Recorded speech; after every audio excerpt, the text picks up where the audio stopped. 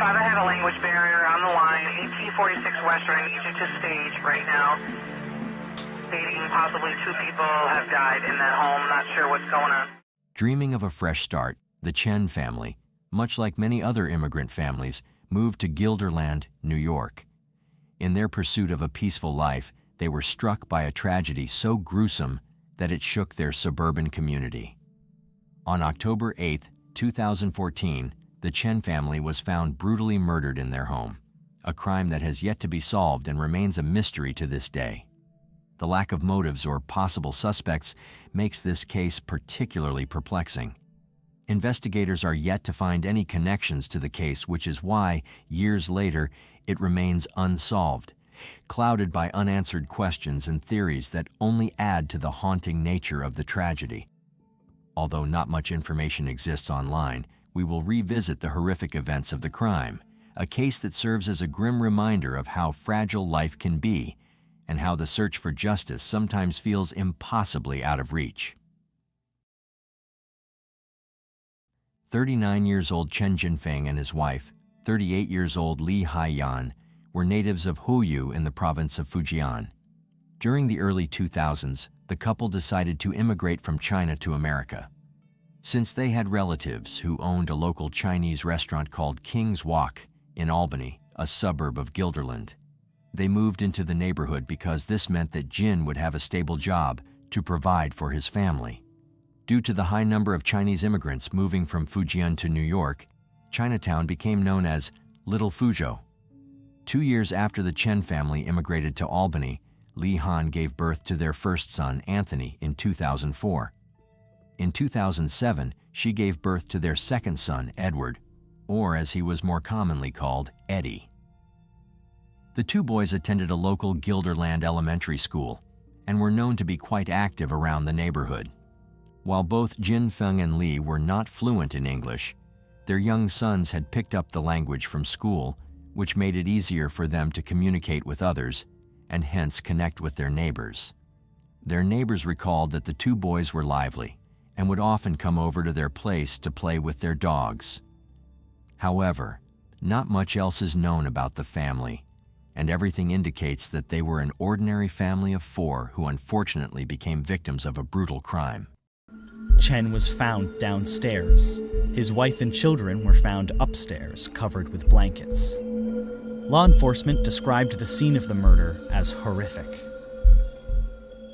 On the morning of October 8, 2014, a co-worker of Jinfeng became concerned when he did not show up for work that day. What he found strange was that Jinfeng always called ahead of time to inform the restaurant if he was going to be late or absent from work. That afternoon, he, along with a relative of the Chen family, headed to their house on Western Avenue, just a few kilometers away from their workplace, to check up on Jinfeng. When the 2 of them arrived at the Chen house, they immediately realized something was off. Upon entering the residence, they discovered Jinfeng's body on the first floor. Both his wife, Li Han, and their 2 children, aged 7 and 10, were found on the second floor. Despite the obvious language barrier, they called 911. Jinfeng's relative knew some English, and somehow he managed to communicate that they had discovered 4 bodies and needed police assistance. By the time police and investigators arrived at the scene, the area was surrounded by the locals, who had been left to grapple with the sinister turn of events. The investigators sealed the area and began to scour the crime scene in hopes of finding clues about the quadruple murder. A neighbor reported that as she returned home from work that day, she was shocked to discover the entire area closed off to the public. It was not until she assured the officers that she lived next to them that she was allowed to enter the sealed area. However, despite trying their best to be proactive, the investigation proceeded slowly. The police were left frustrated due to the language and cultural barriers they faced. The fact that Li Han, Anthony, and Eddie's bodies were covered with cloth meant that they might have been collateral damage and that the killer might have felt some sort of remorse. What was even more baffling was the brutal nature of the killings. Investigators reported that a combination of hammer and knife had been used to commit the crimes, but did not specify what the condition of the bodies was. Another issue that the law enforcement officers came across was the lack of witnesses. Those who were willing to come forward did not speak any English. The police struggled to find a translator to help them during the investigation, as many of the Chinese American families living there had different dialects, and no translator was able to translate all of them. And others did not want to come forward, as many were undocumented and had come into the United States illegally. Because they feared deportation, they did not want to be caught in the middle of the investigation that would result in them being sent back to China. Although the community wanted to help as much as they could, the cooperation with the police was low. To make matters worse, the investigators wanted to go through the surveillance camera footage from the area, but found that there were no cameras that would allow them to see who came in and out of the house during the hours of the murder. Really working on this story, and we want to inform people that this is a really sad story, and we don't want things like this happen again. It's very horrible, and it shocked me in the morning when I heard about this story. The Chen's bodies were taken in, and DNA evidence was collected from them. The coroner reported that the murders took place between 3:30 a.m. 6:30 a.m. Thursday. By this time, both national and international media had gotten a whiff of the quadruple homicide, since it was the first of its kind to occur in the Capital District. Reporters from the American Chinese language media also covered the homicide. Initially, the police did not want to release all the information to the public, but since friends and family of the Chen family had already begun talking to the Chinese media, they asked the community to call the helpline with tips. One vital piece of evidence collected was perhaps Jin Feng's and Li Han's iPhones, both of which were locked. The authorities then reached out to Apple and asked the tech giant to give them access to the family's data. Despite their insistence, Apple maintained that they had a strict policy of not sharing their users' data. The law enforcement followed more than 600 leads that took them across the United States, Canada, and China. They feared that the perpetrator had escaped and might have already made his way out of the country. At this point, the community came together and offered their support.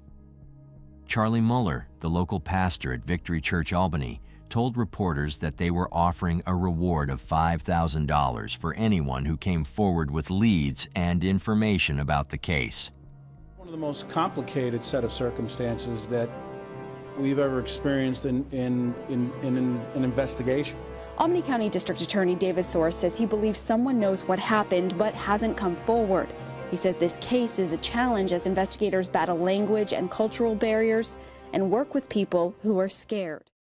Due to the slow progress of the case, the district attorney for Albany County, P. David Suarez, offered protection from immigration prosecution in hopes that this would encourage witnesses to come forward and help shed light on the case. Later on, Albany County law enforcement joined hands with the NYPD and the FBI to solve the case. The FBI even provided a translator to help translate witness testimonies, but this did not account for much as people did not come forward, and those who came forward did not have any credible leads. In addition to this, Apple released Jin Feng and Li Han's phone data, but even that did not give the authorities any clues. However, some argued that the delay caused any possible trails to grow cold. Despite there not being a lot of information, speculations were made about the motive behind the killings. People speculated that Jin Feng used to host gambling parties late at night, and that their murder was just another gambling night gone wrong. However, this theory was soon debunked by Jin Feng's brother after the report came out in Tsingtao, a local Chinese newspaper. He said that the Chen family hosted small game nights occasionally, but it was not serious enough to result in their homicide. Furthermore, since there had been no previous criminal record, nor any complaints from the neighbors, this theory seemed the least plausible scenario, but many believed that the family knew more than what they were willing to say. A month after the crime, an anonymous source told Newsday that the Chen family had closed down the King's Walk for 2 years and that Li Han had come to the United States illegally. It was widely believed that Jin Feng had been making money through an illegal channel, since he had no other source of income besides the restaurant. Once again, Carol Lawler, the town's police chief, debunked the theory since her department had not found any evidence suggesting any illegal activity. Testimonies from the neighbors also suggested that the Chen family was normal.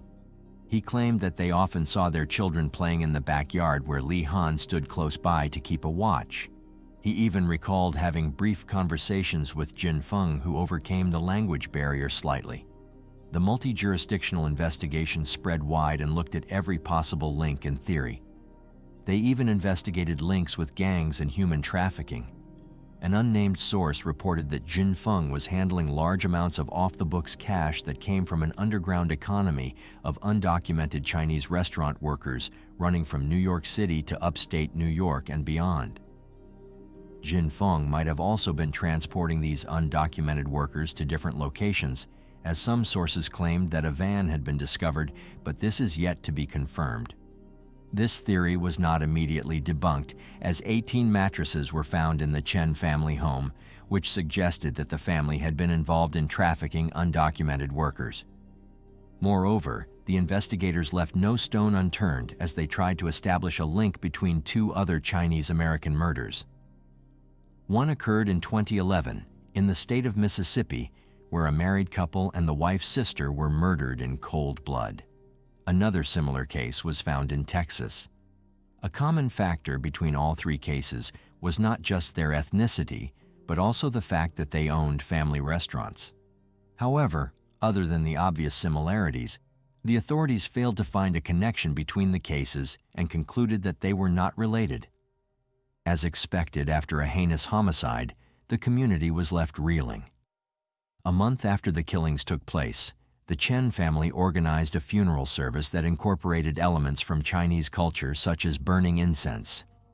The funeral was attended by a large number of people, including friends, family, and the community of Guilderland, who came together to show their support. In the aftermath, fear began to spread through the Chinese-American community, and rightfully so among small business owners who feared that they might become a target as well. Local advocacy groups argued that the immigrant communities needed better support and raised awareness about the challenges faced by them.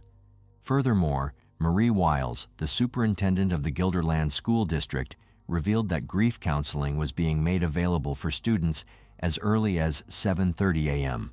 The students at the Guilderland Elementary School made a memorial to honor Anthony and Eddie.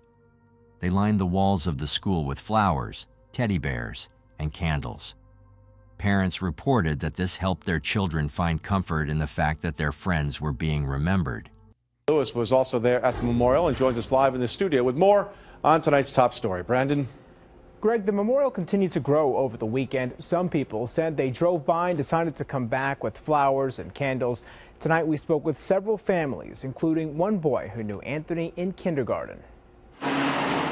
Even though it was a day off from school, Guilderland Elementary students came to pay their respects to classmates Anthony and Eddie Chen, murdered last week in their home on Western Avenue. Fifth grader Sam Oliver remembers at the start of kindergarten when Anthony used to eat lunch alone. After a while, some kids decided to play with him, and I was one of them. It was probably the nicest kid in the whole school. If someone was sad in class, he would come over and cheer them up. That happened to me once, and he came over and cheered me up. Eddie was a second grader who loved science and writing. He followed in his older brother's footsteps by joining the garden club this year. Anthony was a fifth grader who also enjoyed nature and drawing. His friends thought he would become an architect. A lot of people knew him. He was in my grade. He was a very nice kid. I don't think he deserves with that. Cameron came with his mom to see the growing memorial. While the tragedy has been hard on students, parents have the difficult responsibility of trying to explain it to their children.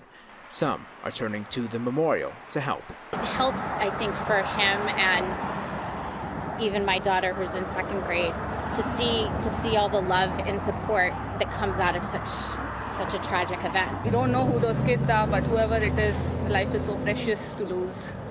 That's the only reason we've come here. Last week, the district brought in counselors to help, and teachers went the extra mile by traveling with their students to school. It's been a little comforting having teachers on buses with us, and having teachers and having lots of social teachers at school so they can understand what's going on with other kids and their emotions. Students are back in the classroom tomorrow after the long weekend. The school is encouraging parents to continue talking with their children to help them with the grieving process. Live in studio, Brandon Lewis, CBS 6 News. To this day, family and friends of the Chen family are left frustrated with the lack of answers. On a true crime podcast called All the Time Unsolved, the hosts predicted that despite the DNA evidence found at the crime scene, law enforcement was unable to find any leads, because if there is any weight to the organized crime theory, it is unlikely that they existed on the police database. Although this theory is yet to be proved, this prediction does not seem far-fetched. Today, the Chen family house has been sold off, but the community has not forgotten about the tragedy that struck their small community. The police chief also commented that every time she passes by the house, she is reminded of the cold-blooded murder that took place and the lack of answers they had. Even today, the police helpline is functional, and authorities have urged anyone who might have information about the case, no matter how trivial, they should contact the New York State Police Major Crimes Unit. What did you think of the case? What do you think is the most plausible theory? Do you think Jin Feng was a part of a much bigger and more sinister crime syndicate? They weren't shot all at once. Members of the family saw other members of the family being killed. They say troubled minds often dwell in the youth, but nothing could prepare anyone for the twisted actions of these 6 young individuals. What started as a carjacking quickly turned into a horrifying massacre, leaving an entire family brutally murdered, except for the youngest member, the sole survivor. This is the story of the Lillelid murders, a case so shocking it would forever be etched in history as one of the most brutal crimes the police have ever faced. And by the end of this video, you'll understand exactly why this case remains unforgettable. Almost 28 years ago, in 1997, the Lillelid family became victims of a tragic murder over a seemingly small reason, all starting when the father shared his faith with a group of troubled teenagers. Now, they were the kind of family you'd want as neighbors, hardworking, loving, and deeply rooted in their beliefs. The father, Vidar, was born in Bergen, Norway, in May 1962, the youngest of 4 siblings. In his 20s, he moved to Florida, where he met the vibrant Delfina, who hailed from New Jersey and was born in March 1969. The two tied the knot in February 1989 in sunny Miami, Florida, and soon welcomed their first child, a beautiful daughter named Tabitha. With a growing family, the Lillelids sought a peaceful sanctuary away from the chaos of city life. They found their dream home in Knoxville, Tennessee, where they could nurture their children in a safe environment. By 1995, their son Peter arrived, bringing even more joy to the family. By the end of 1996, they had left their apartment behind and settled into a charming 50-year-old house in the Powell community, planning to renovate an annex for Delfina's mother. Vidar worked as a bellman at the Holiday Inn Cedar Bluff in West Knoxville, while Delfina dedicated her time to homeschooling their children. As devout Jehovah's Witnesses, their faith was the cornerstone of their lives. On the 6th of April in 1997, the Lillelid family attended a religious convention at Freedom Hall in Johnson City, about 100 miles from their home. The day was filled with hope and community spirit, and after the convention, they began their journey back home in their reliable 1987 Dodge minivan. As they traveled south on Interstate 81, a sudden pit stop would lead them to a fate they never could have imagined. Around 7:20 p.m., they stopped at a rest area, a seemingly innocent pause in their journey. 2-year-old Peter, restless and suffering from an earache, needed some attention, so Vidar decided to take him for a walk. Meanwhile, Delfina and Tabitha headed to the restrooms. On the way there, Delfina had a quick chat with a friend, Karen Sinclair, and her teenage daughter, who were also returning from the same convention. As Vidar and Peter waited by the visitor center, 2 young girls emerged, and Vidar, ever friendly, smiled and asked them if they believed in God. To his surprise, They replied that they did not. Just then, 2 young men joined the scene. When Vidar offered to share more about his faith, one of the men responded with interest. This encounter marked the beginning of a chilling turn of events. The 2 young men, 20-year-old Joseph Reisner and 14-year-old Jason Bryant, had an unsettling agenda. Alongside them were 2 young women, 18-year-old Natasha Cornett and 17-year-old Karen Howell. As Vidar began to explain the basics of the Jehovah's Witness faith, Delphina and Tabitha soon joined them. But out of nowhere, Joseph returned from his car where 2 other friends, 19-year-old Edward Mullins and 18-year-old Crystal Sturgill, were waiting. In a shocking twist, he pulled out a 9mm gun and declared, "I'm sorry about this, everybody. Just be quiet, and nothing's going to happen to you. All we need is the van." Now, if you're wondering why these troubled teens needed a car when Joseph already had his own vehicle, well, it's all because of desperation. Joseph's blue Chevrolet Citation was barely running and wouldn't last much longer. He had just received a speeding ticket, adding to his anxiety about getting caught. On top of that, they were in a tight spot financially. Joseph and his friends had stolen 2 guns and some cash before leaving their hometown of Betsy Lane in Kentucky. Desperation hung in the air. They needed a reliable getaway vehicle, and they were running out of time before their families or the police could catch up with them. So, with the gun in hand, Joseph ordered the family to return to their minivan. Vidar, hoping to defuse the situation, offered to give the group his wallet and keys, but they refused. The Lillalead family was forced into the van alongside Joseph, Natasha, Karen, and Jason. Vidar was made to drive, and as they pulled out of the rest area, Edward and Crystal followed them in Joseph's car. Now, these young individuals were far from innocent. Each member of this troubled group carried a heavy burden of a dark past. Broken homes, academic failures, and experiences of emotional and sexual abuse marked their lives. Substance abuse, including drugs and alcohol, was a common thread that connected their stories. By the way, I post true crime and new cases here every day. So if that sounds like your kind of thing, please consider subscribing. It helps a lot. In fact, just 2 days before their encounter with the Lillalead family, they had stayed at the Collie Motel on US 23 in Pikeville, Kentucky. It was there that they took part in disturbing activities, even going so far as to burn 666 into the carpet as part of their twisted games. Engaging in seances and satanic rituals, they showcased just how deeply they had descended into darkness. It was believed that the sinister plans of this troubled group began to take shape after their stay at the motel. Following that unsettling time, they returned to Natasha's trailer, where they shared chilling news with her mother, Madonna Wallen. They announced their intention to start Armageddon, with Karen ominously declaring that the end of time was coming on Sunday, April 6th of that year. Think they could start the Armageddon. I know a lot of people don't believe in demons and the powers of the dark, but they're very real. On that fateful day, the group took a dangerous step further. They devised a plan that would lead them to the home of a local police officer. Jason created a disturbance outside, drawing the officer's attention, while the others snuck inside. In their reckless pursuit, they managed to seize 2 guns, 2 boxes of ammunition, and around $500. Now, Natasha, in particular, was just as troubled as the others in the group. Desperate to escape the harsh reality of her life, she claimed to have been in contact with angels and demons since she was only 4 years old.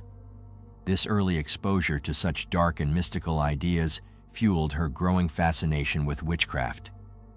Over time, her obsession became so intense that she began referring to herself as Satan's daughter. This unsettling identity was accompanied by violent tendencies. She even threatened her own mother with a knife, a stark indication of how deeply disturbed she had become. However, she would also share in court how her mother had physically abused her at such a young age. I remember like when she was fixing my hair before daycare, she would like get real upset and she'd start pulling it out and dragging me by the hair of the head, and sometimes she'd hit me in the head with a brush and stuff like that and throw brushes and stuff at me. Wow, what had you done? I don't know. I mean, she said that I sassed her, but I don't remember doing it. She'd like hit me with her fist, or she'd grab whatever was near her and hit me with that. But her friends were all too familiar with Natasha's obsession with violence. She often talked about her desire to live out the chaotic storyline of her favorite movie, Natural Born Killers. This film, infamous for its exploration of madness and bloodshed, struck a chord with her, serving as both inspiration and justification for her darker impulses. Moreover, Natasha's reckless lifestyle mirrored the intensity of her beliefs. From a young age, she had been drinking alcohol and experimenting with a range of illegal drugs, including heroin, ecstasy, and cocaine.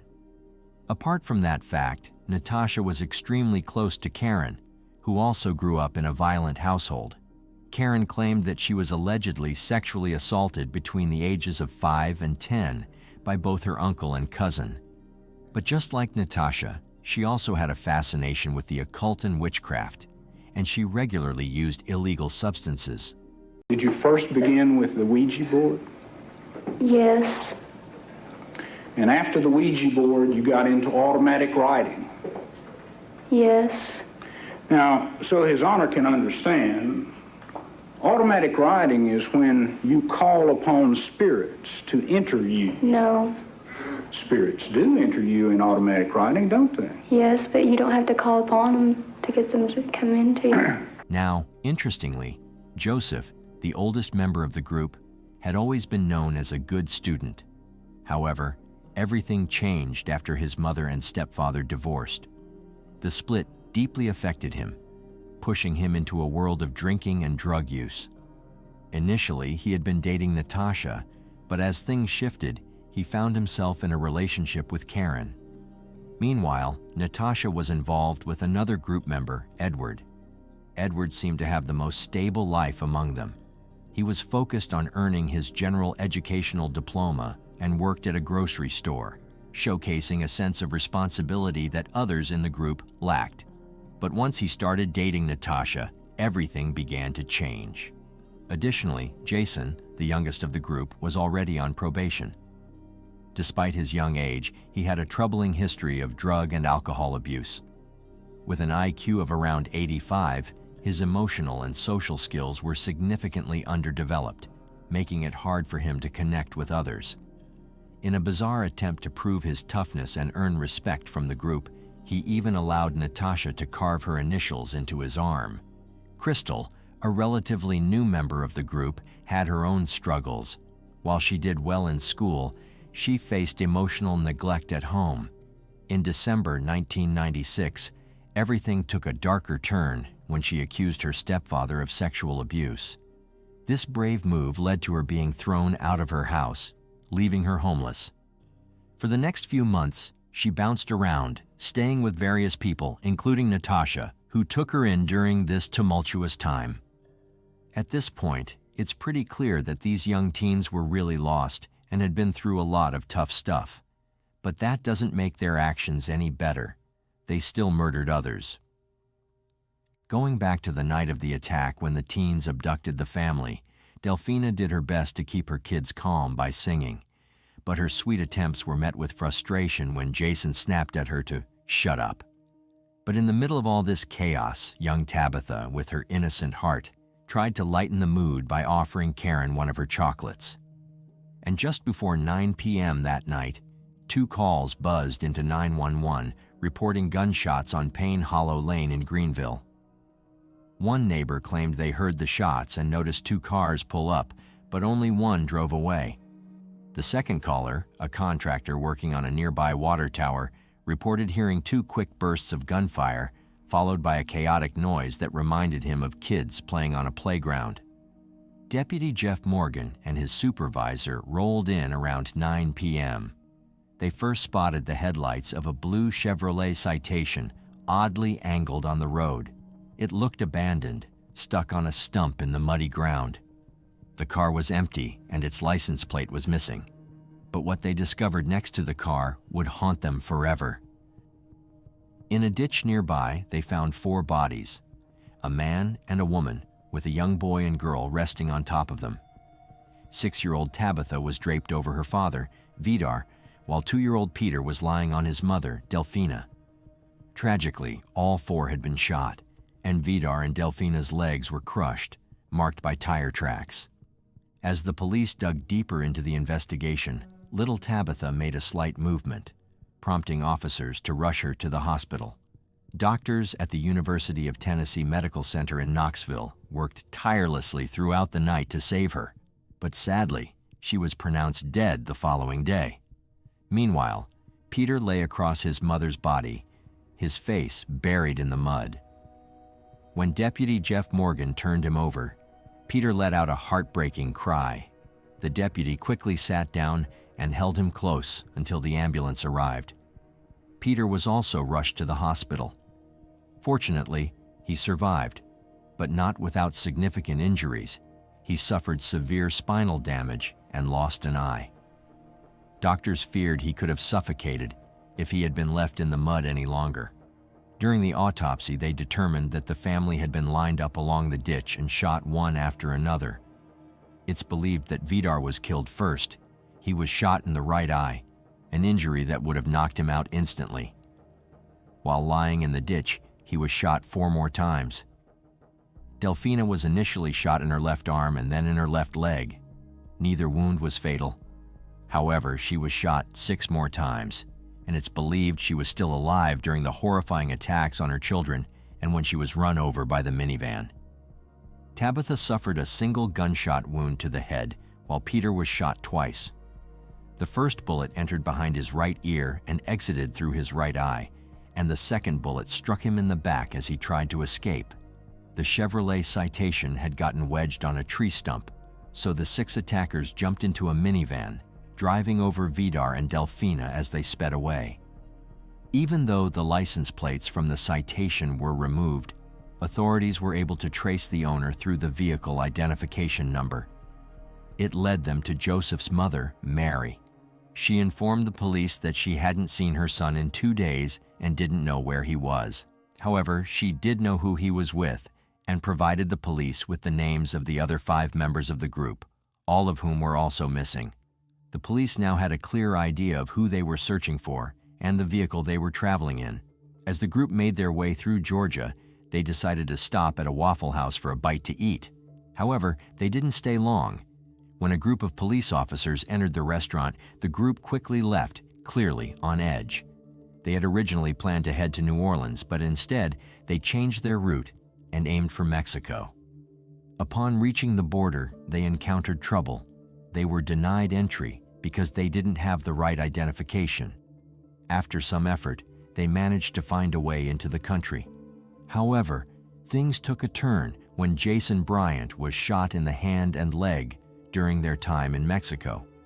The group was eventually stopped by Mexican police, who, upon hearing their claims of being lost, ordered them out of the van for a search. During this search, officers discovered a knife and a photo album that belonged to the Lillelid family. After being ordered to return to the United States, they crossed back over the border, where American Border Patrol officers conducted another search. It was here that they were arrested and taken to a jail in Arizona. Shockingly, just 2 days after the murders, several of the suspects still had personal items belonging to the Lillelid family in their possession. Natasha had a piece of Vidar's belt and a picture of Tabitha tucked away in her purse.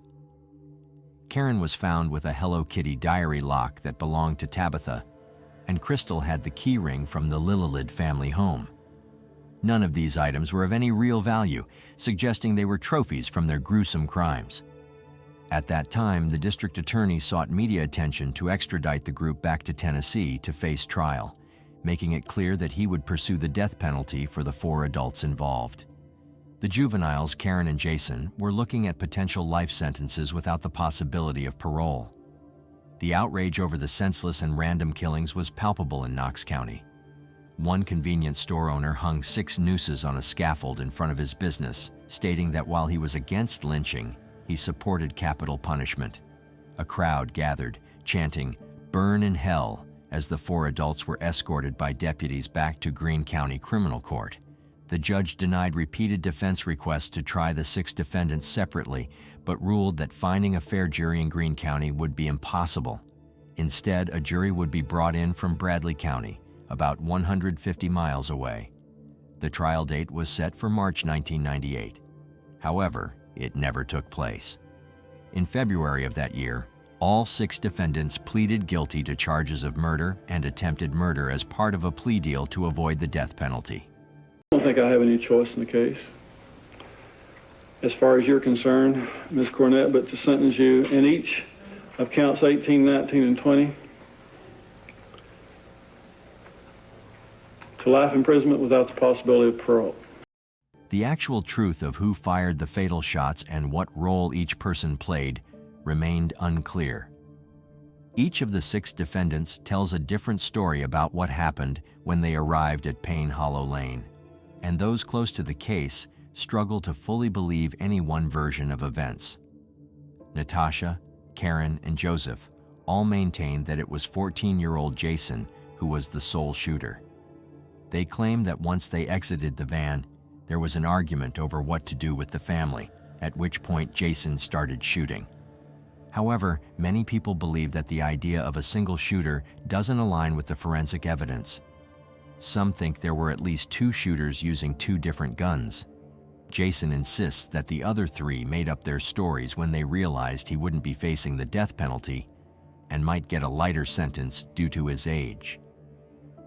He claims that it was Joseph and Edward who fired the weapons that night.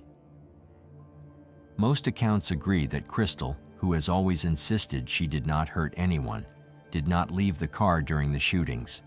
Regardless of their differing stories, all 6 were handed the same sentence: 3 consecutive life sentences without the possibility of parole, plus an additional consecutive 25-year sentence for Peter's attempted murder. Appeals were filed for Karen Howell and Jason Bryant due to a later U.S. Supreme Court decision that restricts the imposition of life sentences on juveniles. However, these appeals have been denied, and all 6 defendants still remain in prison in Tennessee. As for 2-year-old Peter, who fortunately survived the attack, his life took a significant turn following the tragic events.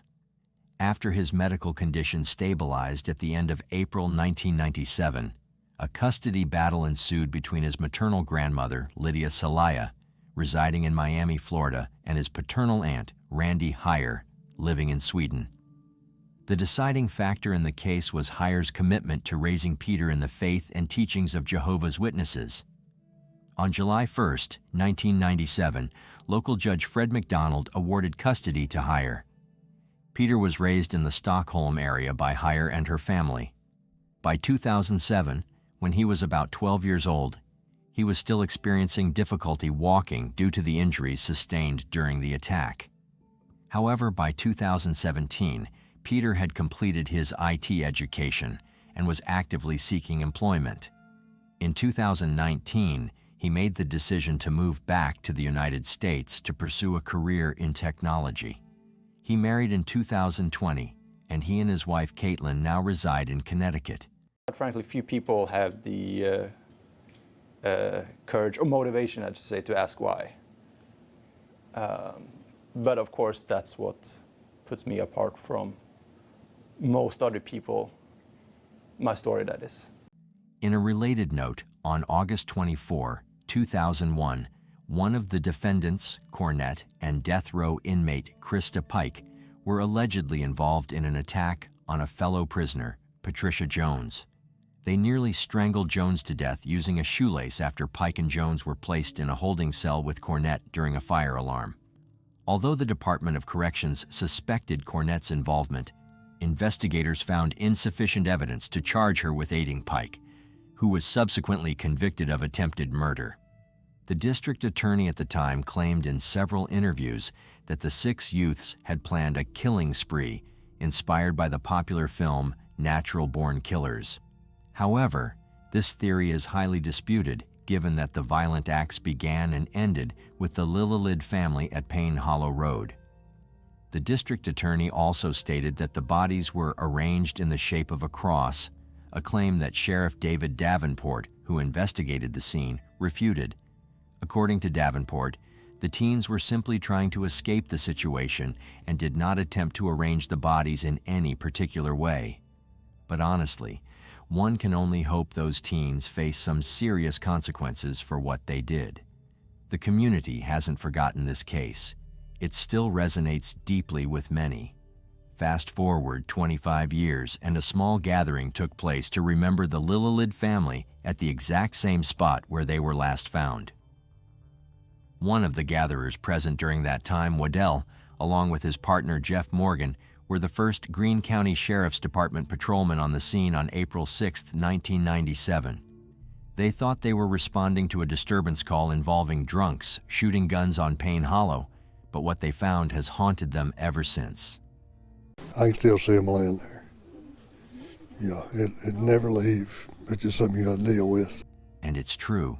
The Lillelid family did no harm to anyone and lived as normal people who simply wanted to share their faith. Yet they were met with a gruesome murder. Fortunately, Peter has no memory of that horrific night and what the 6 did to him and his family. Even a journalist once said, "April 6th never fails to remind me of the horrific tragedy that befell the Lillelid family, all because of a chance stop at an interstate rest stop." In my almost 8 years as a print journalist, this is the story that moved me to tears. So, if you were Peter and had forgotten everything about that night, would you be able to forgive the killers who took away your family? A promise is a promise. These were the chilling words spoken by 27-year-old Daniel Allen after he set fire to the Gossett home with 3 generations of the family inside. The incident occurred on a cold February morning in 2018 and resulted in 4 people losing their lives. What were the reasons behind this senseless act of violence?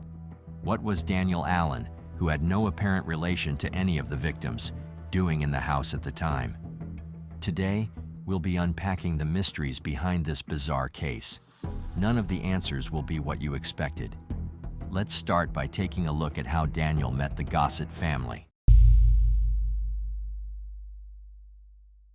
Though the perpetrator committed his crimes in County Fermanagh, Northern Ireland, his story begins far away in the English Midlands. The young Allen had a difficult childhood, with parents that fought practically every day and eventually separated. This didn't make Allen's life much easier, though. Following the split, his mother got together with a string of new partners, some of whom allegedly abused Allen multiple times. This led to the child running away from home at just 12 years old, attempting to move in with his grandparents in Bristol. The attempt failed, and Allen was sent back to an unhappy home where he always felt out of place, and his safety was frequently compromised. He felt a deep sense of isolation from the world around him, and in place of real human connections, he ventured deep into the internet to create a virtual life. From the beginning, there were signs that Allen was a deeply troubled individual. He was a compulsive liar and highly abusive to those around him. On one occasion, allegedly sexually assaulting a woman he was romantically involved with in 2015. The accusation had a disastrous effect on Allen's psyche. He believed himself to be innocent, and the perceived slight on his character led to his violent impulses coming out like never before. Rather than trying to deal with the situation calmly and maturely, Allen took the questionable path of threatening the accuser's life. This obviously didn't sit well with the authorities, who arrested and charged him with intent to physically harm someone. Based on the evidence, Allen was found guilty and sentenced to 4 months in an Ipswich prison. However, Allen wasn't going to give up his freedom so easily. Instead of surrendering to his fate, doing his time and cleaning up his act, Allen decided it was time to leave the Midlands. It's at this point that we must discuss another event that had occurred in his life around this time. Facing enormous difficulties with real-life human connections and showing a clear preference for unorthodox sexual practices, Alan often turned to BDSM chat rooms in his spare time. In one of these chat rooms, he met a woman named Denise Gossett. The pair hit it off immediately, so much so that they decided to move in together. The timing of this chance encounter happened to coincide with Alan's court case. Facing a stint in prison, the culprit decided to run away, leading to the court to issue a bench warrant for his arrest. Where did Alan go? As it turns out, he had a family waiting for him, a family that would soon meet their end at the hands of this strange man. Despite the sensational nature of this case, not much is known about the Gossetts. That's thanks in large part to their itinerant lifestyle, with Denise and her children rarely settling down in one place for very long, living everywhere from Doncaster to South Yorkshire to Tralee, County Kerry in Southern Ireland. The Gossetts themselves claimed at one point that they were trying to escape an abuser by moving around so much. However, some evidence procured after their lives were lost suggested that it was actually an attempt to avoid baby Morgana getting taken away by social services. All we know about the child is that she was born to Sabrina Gossett when she was around 18 years old. The baby's last name, Quinn, likely comes from her father, but no further details have come to light. In 2016, after Denise met Alan in a chat room, she decided to allow him to move in with them. This proved to be a fatal mistake, but it brought a lot of grief to the family long before he took their lives. After Alan moved in with them while they lived in Scotland, the family continued their nomadic lifestyle. Alan became the head of the household, exercising unchecked authority over his 45-year-old partner and her children. He eventually took them to what would be their final resting place, the village of Darylin in County Fermanagh. The rustic settlement had a population of just a few hundred people, making it the perfect place for Alan to tighten his grip on the helpless family. By the time the family had moved to County Fermanagh, they were completely in Alan's thrall. Neighbors reported that the family seemed extremely antisocial. They rarely ever left their homes, with even grocery delivery drivers leaving their purchases on the porch for them to collect. Most of their neighbors never met them, with the few that did reporting that they tended to behave rather strangely. There seemed to be an air of tension among the family members at all times, a sense that there was a chaotic aspect to their relationships that was barely held in check. The isolation was so pronounced that the two teenagers never even went to school or college. Instead, they spent their time at home, where they had to listen to Alan's every whim. For her part, Denise apparently did very little to help her children live a normal life. She helped take care of baby Morgana, but that didn't seem to give her daughter the chance to find someone to take her away from her toxic existence. What's even more sinister is that the family never even told their neighbors their true names. According to reports, they were living in Darylin under assumed names, with Denise going by Crystal and Roman using the name Edward. The strange thing is, Alan's assumed name turned out to be Samuel Quinn.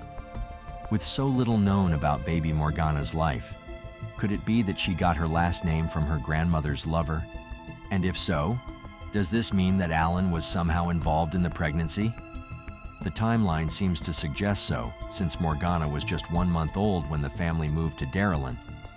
Alan had already been with the family for several months by this point, so it's highly possible that he was, in fact, abusing Denise's daughter, Sabrina. This makes the events that unfolded all the more difficult to stomach, but there's another layer to this that we've yet to discuss. You see, Alan's addiction to the digital world didn't end after he got together with Denise. The desire to forge sexual connections online was like an itch that Alan couldn't scratch. There's no evidence to suggest that he continued to frequent BDSM chat rooms, but the investigation revealed that he was an avid player of the online multiplayer game, World of Warcraft. This was where he met an unnamed American woman in 2017, a few months after the family had moved to Darylin. In his conversations with this woman, Alan claimed that his relationship with Denise was falling apart. He constantly complained about how unhappy he was and how desperately he wanted to start fresh once again. In December of 2017, his chat records show him asking the woman if she can help him move to America. Perhaps it was the allure of moving to a different country, where British police were less likely to find him, or perhaps he was just the sort of man that wasn't happy with just one partner. Based on the history of his sexual preferences, coupled with his abusive, violent tendencies, it seems inevitable that Alan would tire of the gossips sooner or later. If he were a different man, he might have decided to just abandon the family. As we'll soon reveal, the path he took was considerably more violent and would wipe 3 generations of the gossips from the face of the earth. In the early hours of February 27, 2018, the residents of Darylin awoke to see a column of smoke rising from the Gossett residence. Police were called as the neighbors, and the Gossett's landlord, Tommy, rushed to help the mysterious family, where they encountered Alan standing in front of the locked front door. He was desperately waving the would-be rescuers off, forbidding them from going inside. Nothing seemed to move him from his vigil, even the burning roofing tiles falling on his head. When asked if there was anyone inside, Alan repeated the phrase, "Gone. They're all gone." Police soon arrived and managed to pull Alan away from the burning bungalow, but they were unable to get an answer out of him regarding the house's occupants. He just kept repeating the sinister refrain, "Gone, gone, gone, they're all gone." Police then tried asking Alan why these mysterious people he was referring to were gone, and why he seemed determined not to let anyone help them. His answer? A promise is a promise. As for what that promise was, Alan claimed that the family asked him to send them to the next life, since they didn't want to stay in this world anymore. Though the officers couldn't piece together what exactly had happened, they were sure about one thing. Alan was responsible. Judge Nigel Broderick, who presided over the first hearing, seemed to agree, remanding Alan into custody at Magaberry Prison, but things weren't going to go as planned. In most cases, the evidence found inside would have been enough for a short, simple trial. But this wasn't like most cases, because Alan made a bizarre claim as the police took him away. He told them that he was a paranoid schizophrenic, presenting himself as a man that simply had no control over his actions. These claims would end up turning an open and shut case into a 6-year odyssey for justice. The Gossets that lived in Darylin were gone, but Denise had another daughter named Samantha, who lived a fairly normal life elsewhere in the UK. Once the identities of the victims became known, Samantha was informed, and she rushed to Northern Ireland to process the horrific loss. During this time, the police conducted their investigation, starting by finally entering the home and encountering the gruesome scene within. All 4 victims were charred beyond recognition, with police having to use dental records to find out who they were. Strangely, Denise appeared to be handcuffed to the bed, while Sabrina and Roman were left to wander as their house burned down around them. Details regarding baby Morgana's body were mercifully left out of the press releases, though chances are that the sight of it left the investigators with deep mental scars. As for Alan, police found a significant amount of blood on his body. When they tested the blood, they found that it came from Sabrina and Denise, indicating that he'd attacked them before setting fire to the house. Alan was questioned about his actions leading up to the police's arrival, and he admitted that he'd strangled Sabrina to death. However, when a medical examiner conducted an autopsy, he found this to be false. To this day, no one knows exactly how Sabrina died, but the ME was able to ascertain how Roman and baby Morgana lost their lives. According to the toxicology report, Alan had pumped them with a lethal dose of GHB, a narcotic substance frequently used to render victims unconscious prior to a sexual assault. Their death at the hands of this substance may have been a mercy, since it helped them escape the torment of being burned alive. However, the same can't be said of Denise, who was forced to watch the flames approach her as she was handcuffed to her own bed, eventually dying of smoke inhalation. Further inquiry was conducted, with police asking Alan to expand a bit on his motive for the act. This was when he made a truly odd claim. According to him, he and Denise had a mutual agreement to end their lives, and the fire was supposedly a part of this agreement. He never mentioned the mystery woman in America, nor did he have an answer for why only his partner lost her life when the pact was supposed to be mutual. While all of this was happening, investigators were compelled to look into his claims of mental illness. As we've said previously, this stalled the court proceedings for 6 years, but examiners ultimately concluded that Alan was fit to stand trial. He'd never been diagnosed with paranoid schizophrenia before, nor did he show any signs of it during the examination. The assessors did find some indications of a personality disorder, but they concluded that he was fully in control of his actions. Alan might have been trying to create a diminished responsibility defense. His attempt failed, and in February of 2024, the case finally made its way before a judge. Alan pleaded not guilty to the homicides of Roman and Morgana, claiming that they'd already been dead when the fire was set. As for the deaths of Denise and Sabrina, Alan stated that he was guilty of manslaughter rather than homicide. The reason behind this claim was the previously mentioned pact, but the judge, Mr. Justice O'Hara, didn't take kindly to it. When the evidence was presented, the judge admitted to being skeptical of Alan's version of events. Firstly, there's the fact that only Denise died, with Alan staying safe and sound outside the bungalow. Secondly, his conversations with the unnamed American woman provided a possible motive for homicide. Alan watched the lawyers laying out the case with a blank expression, as though he was bored by what was going on. Justice O'Hara heard the facts and concluded that the homicides were premeditated. He commented on the immense cruelty behind these actions and how the intricate planning they required didn't point to a sudden disconnect with reality. Unsurprisingly, given the mountain of evidence against him, Alan was declared guilty on all charges, and on February 21, 2024, he was sentenced to 29 years to life in prison.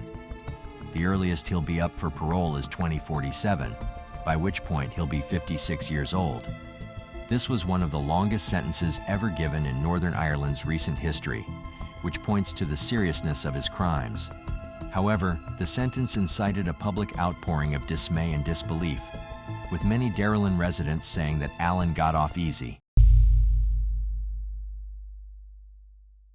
Tommy Fee, the Gossett's landlord, still hasn't stopped thinking about that fateful day, leading to many sleepless nights. Those memories came rushing back when he took the witness stand during the trial, prompting the landlord to have the house demolished so that he and the community could move on. Maureen McGurty, who was one of the first Darylin residents who saw the smoke rising, later stated that the mutual self-slaying pact was utter garbage and that Alan deserved to get the electric chair. Despite the comprehensive investigation that locked up Alan for decades, authorities still haven't put all of the pieces together. Why were the family members using assumed names? Why was Alan really with them? And what of this mysterious American whom he apparently slayed an entire family for? In the end, there's just no way to find out what truly happened because everyone involved is either dead or in prison. Alan has stuck with his version of events so far, so there's no chance of the truth coming from him. Perhaps the best summary of these events came from Samantha, the sole surviving member of the Gossett family, who said, "My beautiful mother was taken from me. My younger brother and sister, Roman and Sabrina, along with Sabrina's wee baby Morgana, are all gone too. Their 4 lives were taken in a fire started deliberately. And it breaks my heart to think on what happened, to think on how they died. I miss them so much. And to be honest, it's very difficult to convey such a loss in words. My remaining family and I are incredibly thankful for everything the police and those who helped bring this to court have done. It is hard to move on with our lives, and my life will never be the same again. But the support of everyone, especially my partner and friends, has truly meant such a lot. The site of the incident now lays barren, with Tommy Fee refusing to rebuild on it out of respect to the victims. It stands as a marker of a truly brutal and especially inexplicable loss of life, with perhaps the biggest tragedy of all being the loss of a 15-month-old's life. What do you think of this case? Do you think Daniel Allen got what he deserved, or do you think he should have received a harsher sentence? Try to imagine the absolute terror a 10-year-old boy would have experienced after waking up in the morning and coming out of his room, only to find everyone in his family dead. Everyone but him. His father, mother, and 3 older brothers are all lying in a pool of their blood. The story we'll be talking about today is so heartbreaking and frightening, and might leave you questioning if those whom you love the most are truly safe to be around. At this point, I just wish the nightmare would be over. I wish it was all a bad dream, and that we would wake up and that they would still be here. Jonathan Candy's family looked just like any other normal American family. Some people might even describe them as a fitting image for the all-American family next door. They were a family of 4 boys and 2 parents. Everything looked very normal in this family. No one would have ever expected anything strange was going on behind the closed doors of the Candy family's home. I had to see it for myself. I kept asking Cooper to please snap and text Ethan, and has he seen Ethan today? Has he talked to him? And I was calling Lindsay, and I was messaging Dylan, and nobody would respond. They were your all-American family. This is something, I mean, I could live 100,000 lifetimes and never expect this out of that. I could have never imagined that ever in my whole entire life, you know? And I'm still in shock. Even their neighbors who saw and interacted with them almost every day never would have suspected anything horrible was going on in the home of the Candy family, who lived at the end of the cul-de-sac. An interview with the couple back in 2022 about one of their favorite bakery in Yukon during one Discovering Oklahoma episode showed the couple to be a young, vibrant, and happy family. I come here twice a week in the morning just for their breakfast burritos, which are by far anything better than you can get around here. I love the carrot cake. I don't eat a lot of sweets, even with my last name. But I love the carrot cake. I like the cannoli. The cannoli are good. It's a tragedy that they are all gone now, leaving just the youngest son. The darkest part of this story isn't even the fact that they were all murdered. It would have been most likely easier and less painful for everyone to understand if a dangerous and armed man, or someone who just really wanted to hurt the family, broke in during the middle of the night and murdered them in cold blood. But no, that was not the case. The darkest part of this story is that the person who killed the wife and 3 children and also turned to kill himself is Jonathan Candy, and not any other person. The man who was meant to be the husband and father of the wife and children, and who was meant to support, love, and care for them, the same man that these people looked up to for safety, is the same very person who took away their lives. Him and his kids seemed like they always got along. He just was just a family man. I mean, I never expected this. We were just in total shock. Yeah. The kids were real friendly. Everybody here loved the kids. Swam here at his house regularly. They played with my dog. Like we have families down here that, they work, and he'd come over and mow their lawns and take care of the family. Anything you needed, he'd be there for you. Jonathan Candy was a 42-year-old man from Yukon, Oklahoma.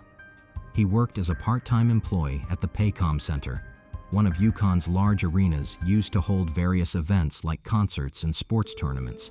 It was another basketball season, and Jonathan Candy had been spending some time working on the recent NBA games.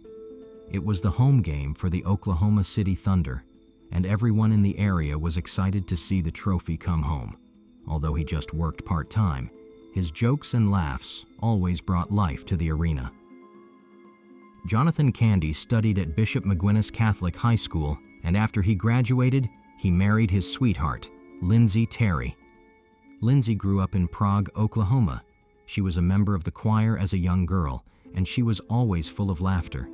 Jonathan Candy was the funny, goofy guy who loved to make jokes and make everyone laugh. And Lindsay Terry was the beautiful young lady who loved to laugh and was eventually swept off her feet by this goofy guy's charm and jokes. Their marriage seemed to go on smoothly. Even after many years of marriage and 4 sons, Jonathan and Lindsay Candy looked happily married. There was never any report of possible domestic violence or abuse of any sort. Their children also looked happy and lived like the average American kid. The Facebook page of the couple is filled with family photos of happy times, and anyone scrolling by would believe they were a regular, happy family. Jonathan always told his relatives and friends about how his family and children were his entire world. But then, on April 22nd, something no one could have thought or imagined occurred. The name of the Jonathan's family youngest son has been withheld for privacy reasons. But what we do know is that this little boy stepped out of his room on April 22nd, 2024, and he was expecting it to be like any other day. He didn't expect anything unusual. He slept through the night with a box fan blowing in his direction, so he couldn't have heard anything going on outside. The only thing he remembered hearing was the fire alarm that went off during the night, but he went soundly back to sleep right after that. At around 9 a.m., he stepped out of his room only to find his entire family in a pool of blood. At 9:30 a.m. on April 22nd, 2024, the 10-year-old boy called 911 and told the dispatcher that he found his entire family dead. Not too long after, the police arrived at the home of the Candy family near Southwest 29th Street and Check Hall Road. They entered the house and were shocked by what they saw. It was nothing short of a massacre. After their inspection, they saw 39-year-old Lindsay Candy, who had been shot and killed. She was murdered along with her sons, 18-year-old Dylan Candy, 14-year-old Ethan Candy, and 12-year-old Lucas Candy. The suspected killer, 42-year-old Jonathan Candy, was also found dead from a self-inflicted gunshot wound.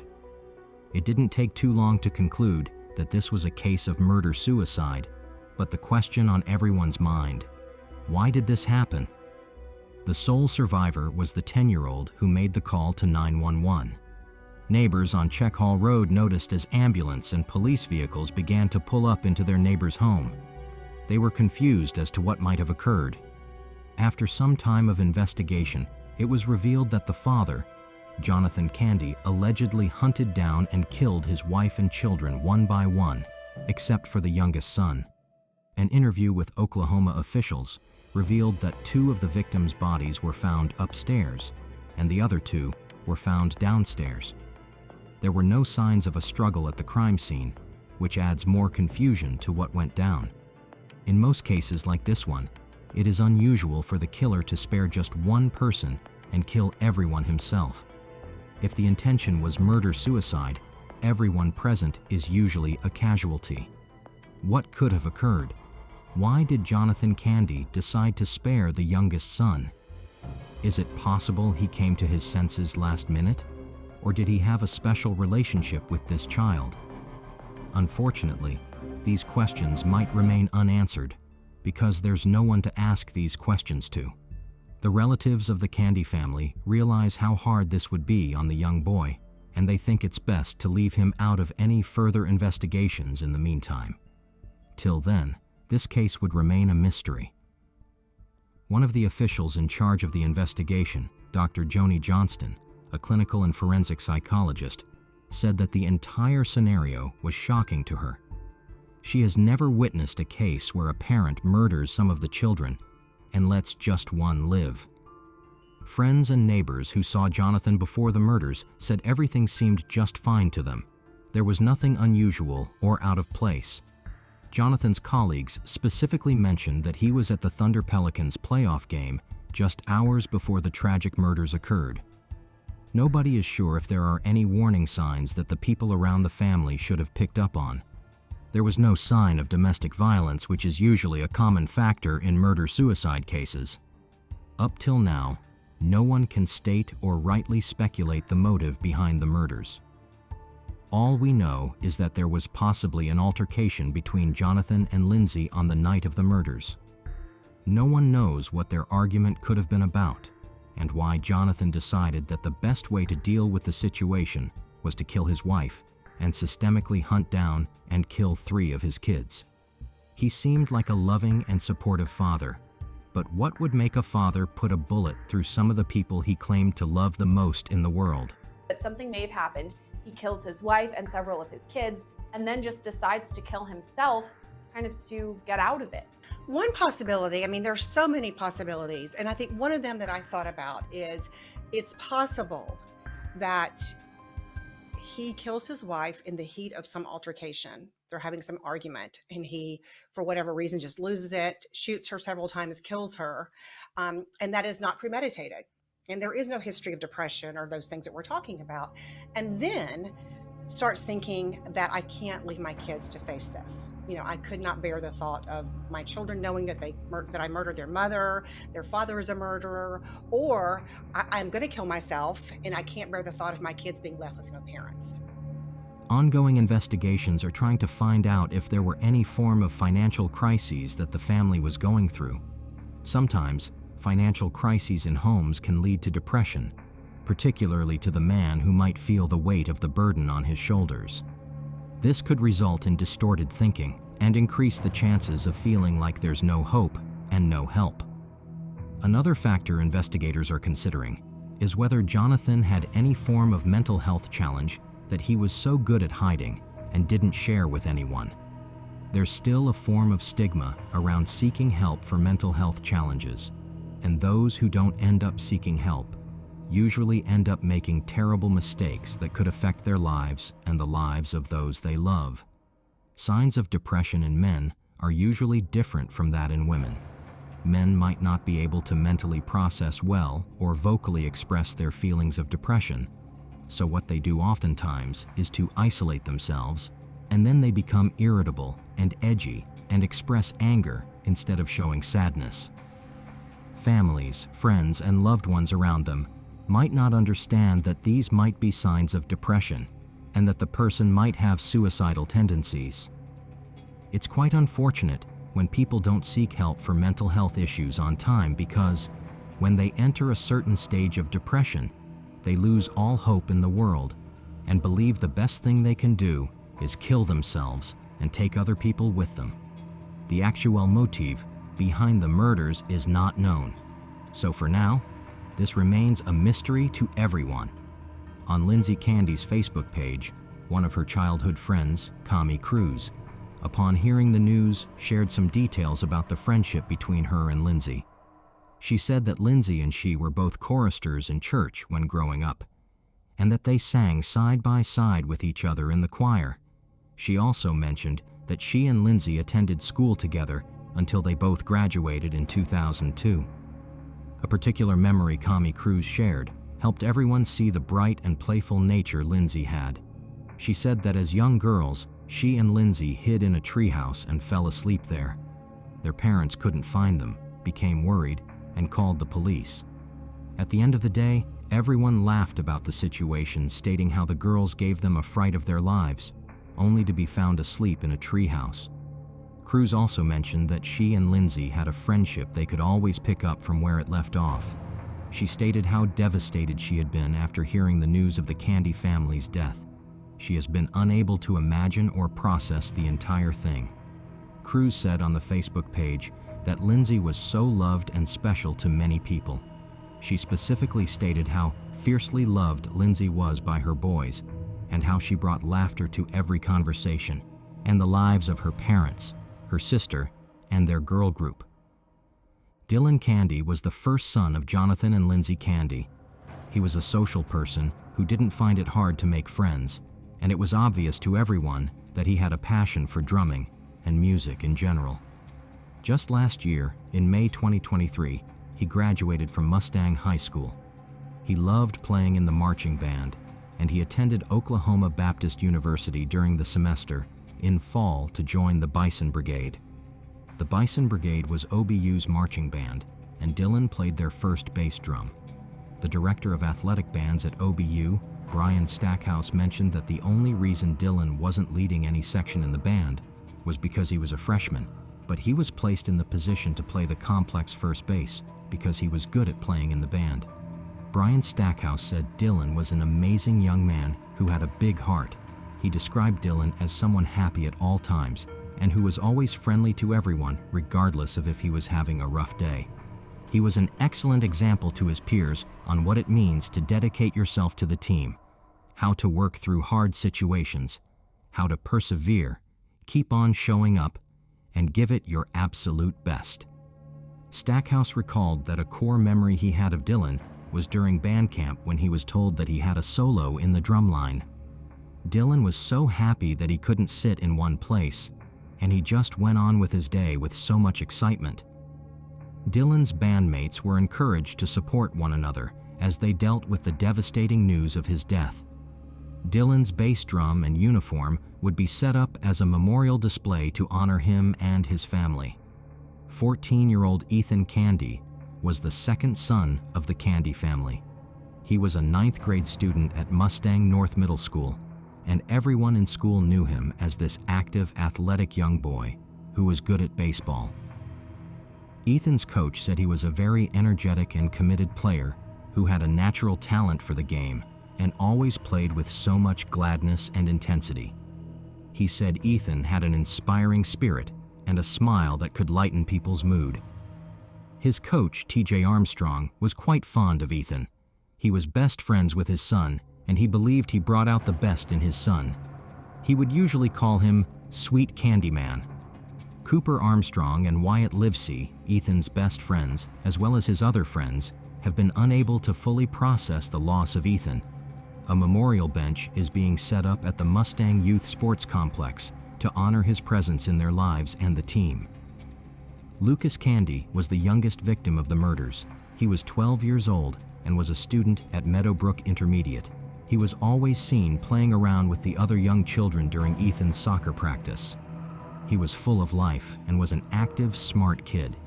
He would be remembered as a bright, joyful kid who loved to play outdoors and make new friends. One of the saddest parts of this tragic story is the fact that the youngest child and sole survivor of the Candy family would have to grow up knowing that his entire family was murdered by his father.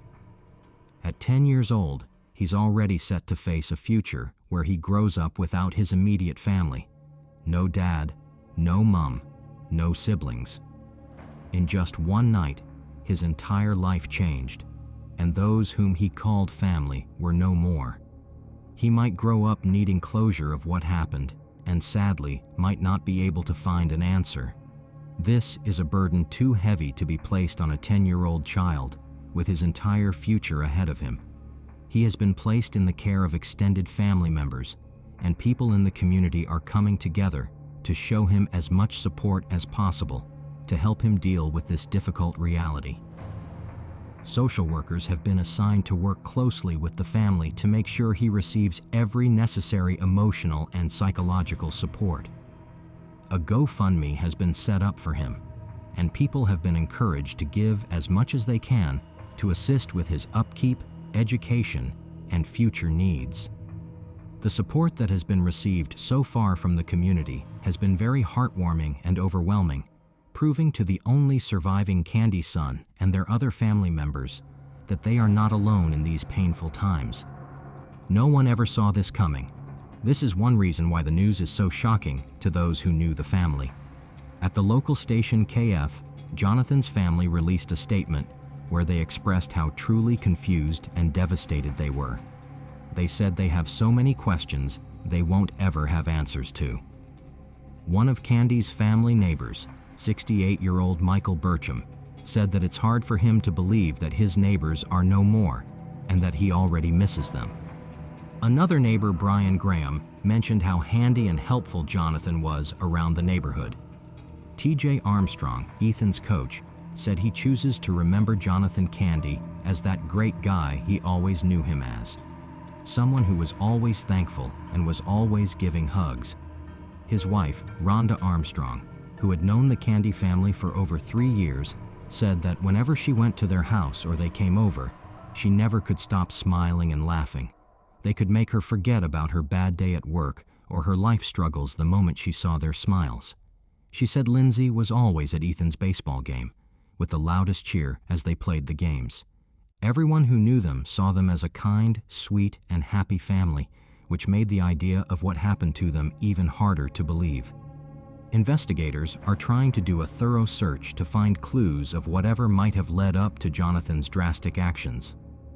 They are trying to examine his interactions with friends and family to identify any possibility of a poor mental state. But because there have been no previous pointers to poor mental health, it has been particularly frustrating to figure out a clear motive behind his actions. However, authorities are using this incident as an avenue to inform people about the importance of seeking help in any case of mental health issues. They emphasize the fact that there is a need to break every stigma connected with seeking help.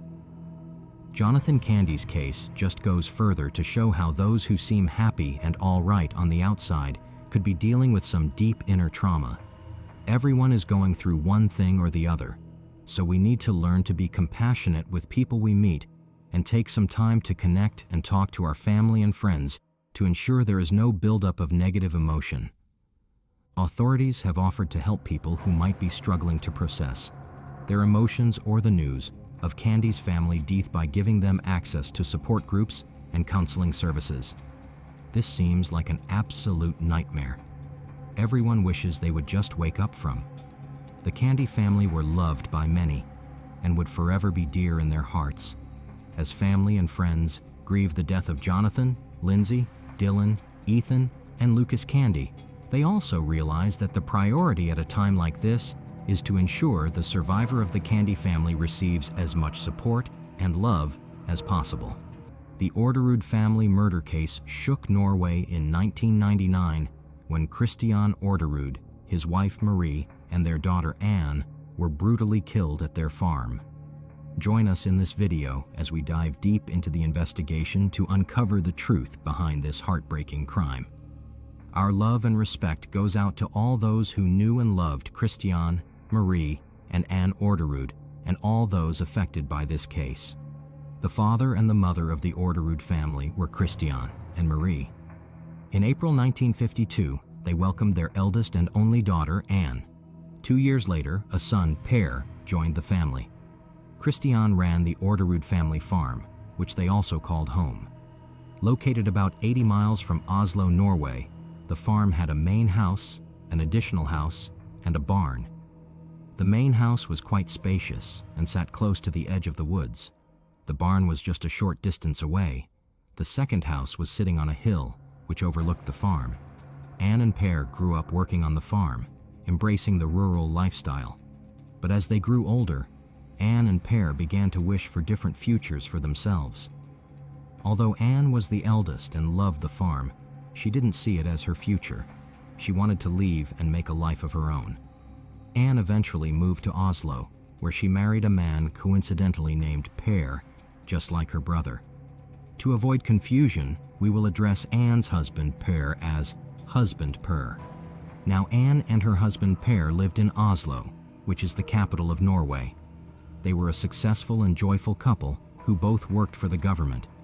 Anne worked as the personal secretary for the Norwegian defense minister at the Ministry of Defense, while her husband, Per, was a well-respected high-level diplomat for the Ministry of Foreign Affairs.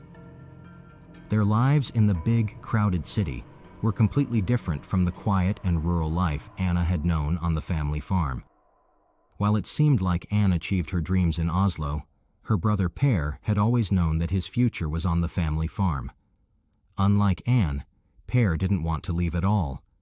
He had worked on the farm since he was little and made it clear to his parents that he wanted to take it over.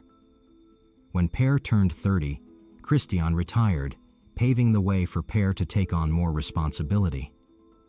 Although Christian still technically owned the farm, the plan was for Per to eventually buy it from him. After they retired, Christian and his wife Marie moved from the main house to the second home, which allowed Per to move into the main house and manage the farm more efficiently. This house, located very close to the barn, was perfect for running the farm operations. About 10 years later, when brother Per was 40, he met and married a 21-year-old woman named Veronica, who then moved into the main house with him. Together, they continued to work on the farm, maintaining the family legacy. Meanwhile, over in Oslo, strange things began happening to Anne and her husband, Per. Their once peaceful and successful lives started to be filled with strange occasions, mysterious phone calls, unexplained disturbances at their home, and a growing sense of being watched made their days more tense each day. The two had no idea why it was all happening and who was behind all this. Then, on March 3rd, 1997, at about 1:30 a.m., after an evening out with friends, Anne and her husband Per were assaulted by a random man on the sidewalk. The man threw Per to the ground and started kicking him, then turned his attention to Anne and also hit her repeatedly. After a few intense moments, the assailant walked away, leaving both Anne and Per injured, but alive. Strangely, the man didn't steal anything. He just attacked them. A few months later, on either July 15th or 17th, Anne found a weird-looking device taped to the underside of her car. The car, which belonged to the Ministry of Defense, looked normal on the outside, but something in Anne told her that something was off. Despite the strange-looking tube attached underneath, she drove to work and parked outside the Ministry of Defense building in Oslo. Unsure of what the object was, Anne eventually reported it to the Oslo police later that day. Their investigation revealed a chilling discovery. The device was over half a kilo of dynamite. Less than a month later, on August 12, 1998, another unsuccessful assassination attempt occurred at their Oslo apartment. In the middle of the night, Per woke up to the smell of gas. He also heard a hissing noise coming from outside the front door. When he opened the door, he discovered a 5-kilo gas tank with its vent open, left just outside. The tubing from the tank was placed near a crack in the building's front, which allowed gas to leak inside. This setup was obviously designed to fill their apartment with gas, but thankfully, Per's quick response prevented the disaster. Police also found a trail of gasoline leading from the street to the front door. This setup could have caused a major explosion, but thankfully, no one had ignited it. Despite the publicity surrounding these events, no arrests were made in connection with the assassination attempts. Concerned for their safety, the police moved Per and Anne to a secure location at a military camp. At that point, Per and Anne began to seriously fear for their lives. As a result, on the 3rd of September, 1998, Per and Anne decided to move to New York. They stayed there for 4 months, with Per working as a consul general. In January 1999, feeling a renewed sense of safety, they decided to return home to Oslo. Confident that the threat had passed, they refused further police protection. But despite their near misses with death, danger continued to lurk, waiting for another opportunity to hit: the murders. On May 6, 1999, Anne's husband Per passed away after a battle with cancer. Speculation arose whether his death might have been caused by someone who wanted him dead, possibly through exposure to a toxin or poison that led to his illness. But no concrete evidence has ever supported this theory. Just 9 days after Per's death, on May 15, 1999, a man called Norway's emergency number 180 and threatened them, saying that Anne and her parents were targeted for murder. The police were called in response to the threats, but despite efforts, they couldn't identify the caller. On May 23, 1999, Christian's brother Hans arrived at the family farm to visit, but received no response at the front door of his brother's house. Concerned, he walked around to the back and found broken glass from a door on the second-floor balcony. Then he knew something was very wrong. Entering the house, Hans made a horrifying discovery. There were 3 bodies, all victims of close-range gunshots. 81-year-old Christian had been shot while in bed. 84-year-old Marie was found in the living room in her nightgown. Anne, aged 47, lay on the kitchen floor also in her nightgown. Hans then called the police, who quickly arrived at the scene to investigate the triple murder. they found that the assailant had entered through the smashed back door. Upon further examination, it was revealed that Christian and Marie had been sleeping in the main bedroom, which was located on the second floor of the house. The police began piecing together the events leading up to the tragic deaths of Christian, Marie, and Anne, as the community grappled with the shock and grief of losing 3 beloved members of the Orderud family. Christian suffered 2 gunshot wounds, initially from a .38 caliber and then a .22, which led the police to suspect more than one perpetrator. He appeared to have been attempting to retrieve a shotgun from the primary bedroom closet for defense, but was fatally shot before he could do so. Marie was shot in the chest with the .38 and managed to escape from the bedroom to the living room, where she was shot again with the .38 caliber. Anne, who had been staying in the basement, likely rushed upstairs upon hearing the gunshots. She was found on the kitchen floor near the door leading outside, indicating she may have been attempting to escape the house during the attack. The investigation. In addition to the tragic details of the murders, police discovered several key pieces of evidence at the scene. They found multiple spent shell casings from 2 different guns inside the house, which suggested there were at least 2 perpetrators involved. The smashed door revealed a partial shoe print on the broken glass, meaning that the assailants forcefully entered the home. Outside the house, police came across a yellow or orange hand-knit wool sock. Their working theory was that the murderers had worn socks over their shoes to prevent leaving identifiable shoe prints. Finding the sock outside suggested that it might have slipped off one of the perpetrators before they entered the house. From the outset of the investigation, police strongly suspected that the victims knew their killer or killers. The absence of any stolen items from the house eliminated robbery as a motive. With the backdrop of previous assassination attempts, police focused on the likelihood that Anne was the main target. Police reasoned that the perpetrator must have been aware of Anne's visit to her parents that weekend, a detail known only to someone familiar with the family's schedule. Their first interview focused on the only remaining member of the Orderud family, who happened to reside just 200 meters away in the main house on the night of the murders. But Per and Veronica claimed they heard nothing during the night of the murders, despite the discovery of over 12 gunshots and multiple shell casings. This immediately drew suspicion from the police. Additional reports surfaced that their cars were not at the farm that night, along with the absence of their dogs, as noted by a neighbor who rented property on the farm. These factors quickly placed Per and Veronica under scrutiny as prime suspects in the investigation.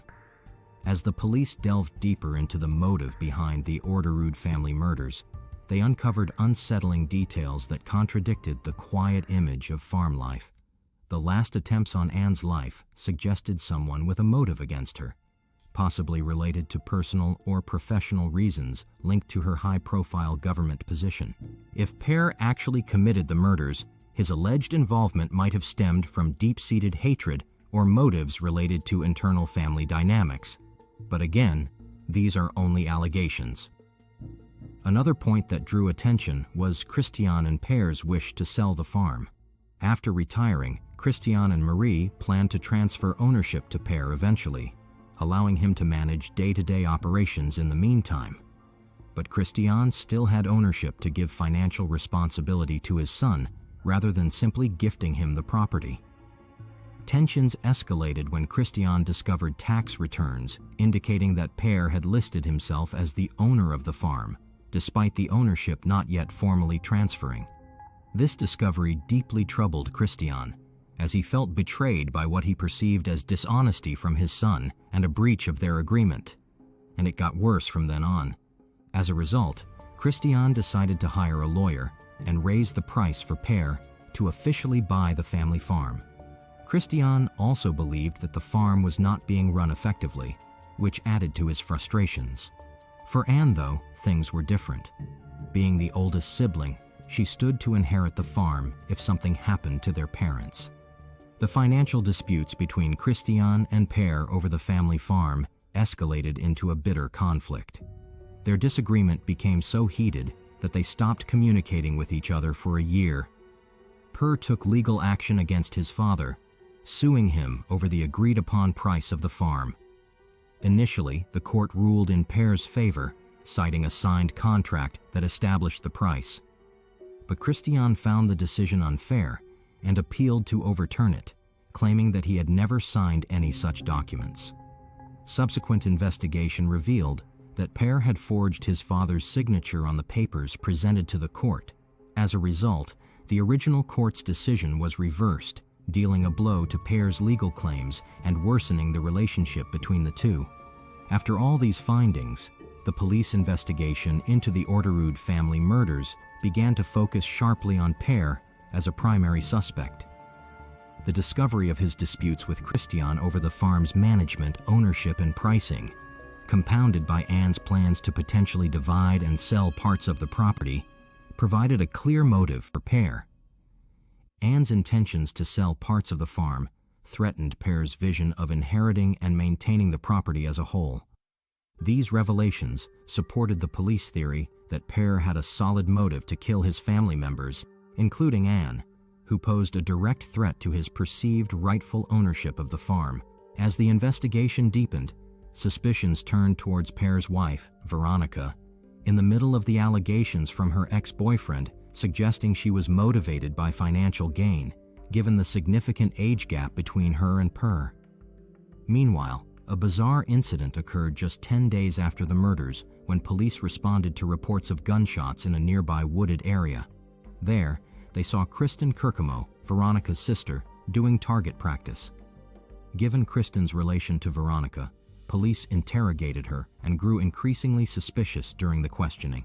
This led to obtaining a search warrant for the residence Kristen shared with her boyfriend, Lars.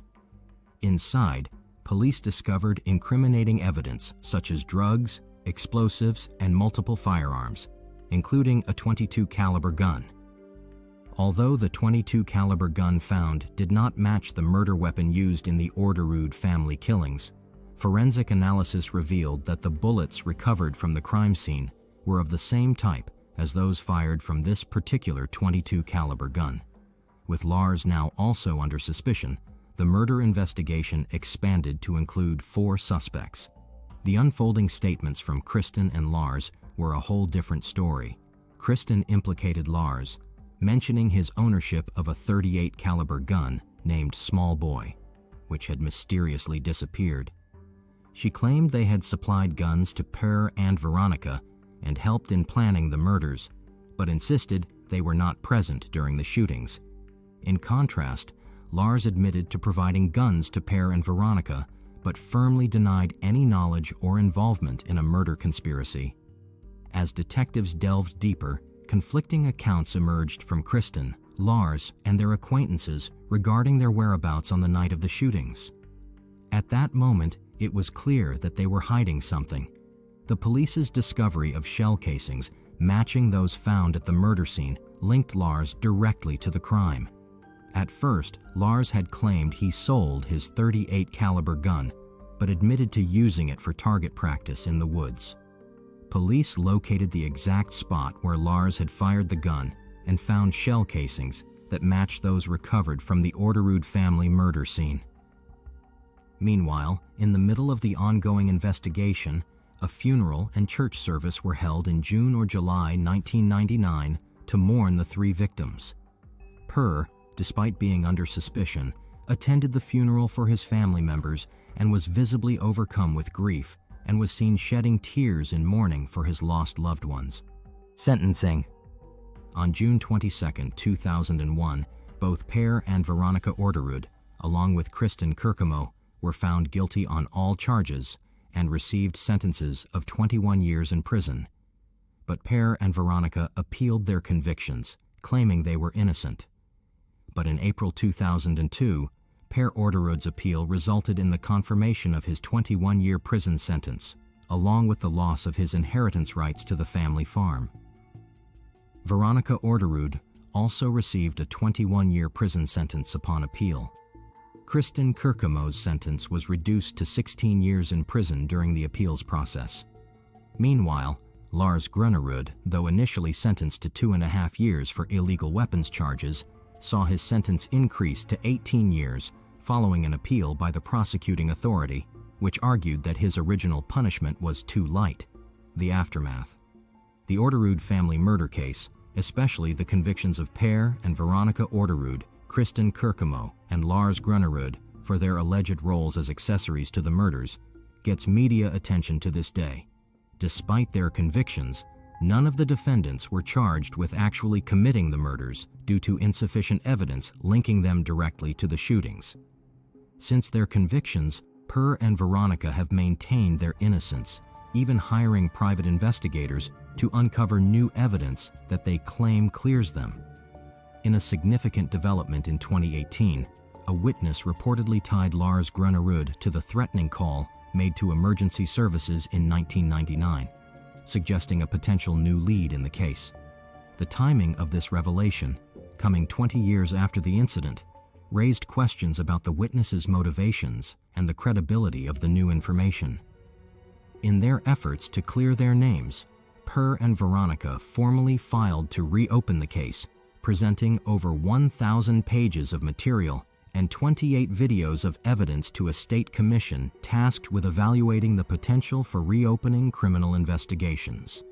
Their investigator claims that this new evidence proves them innocent.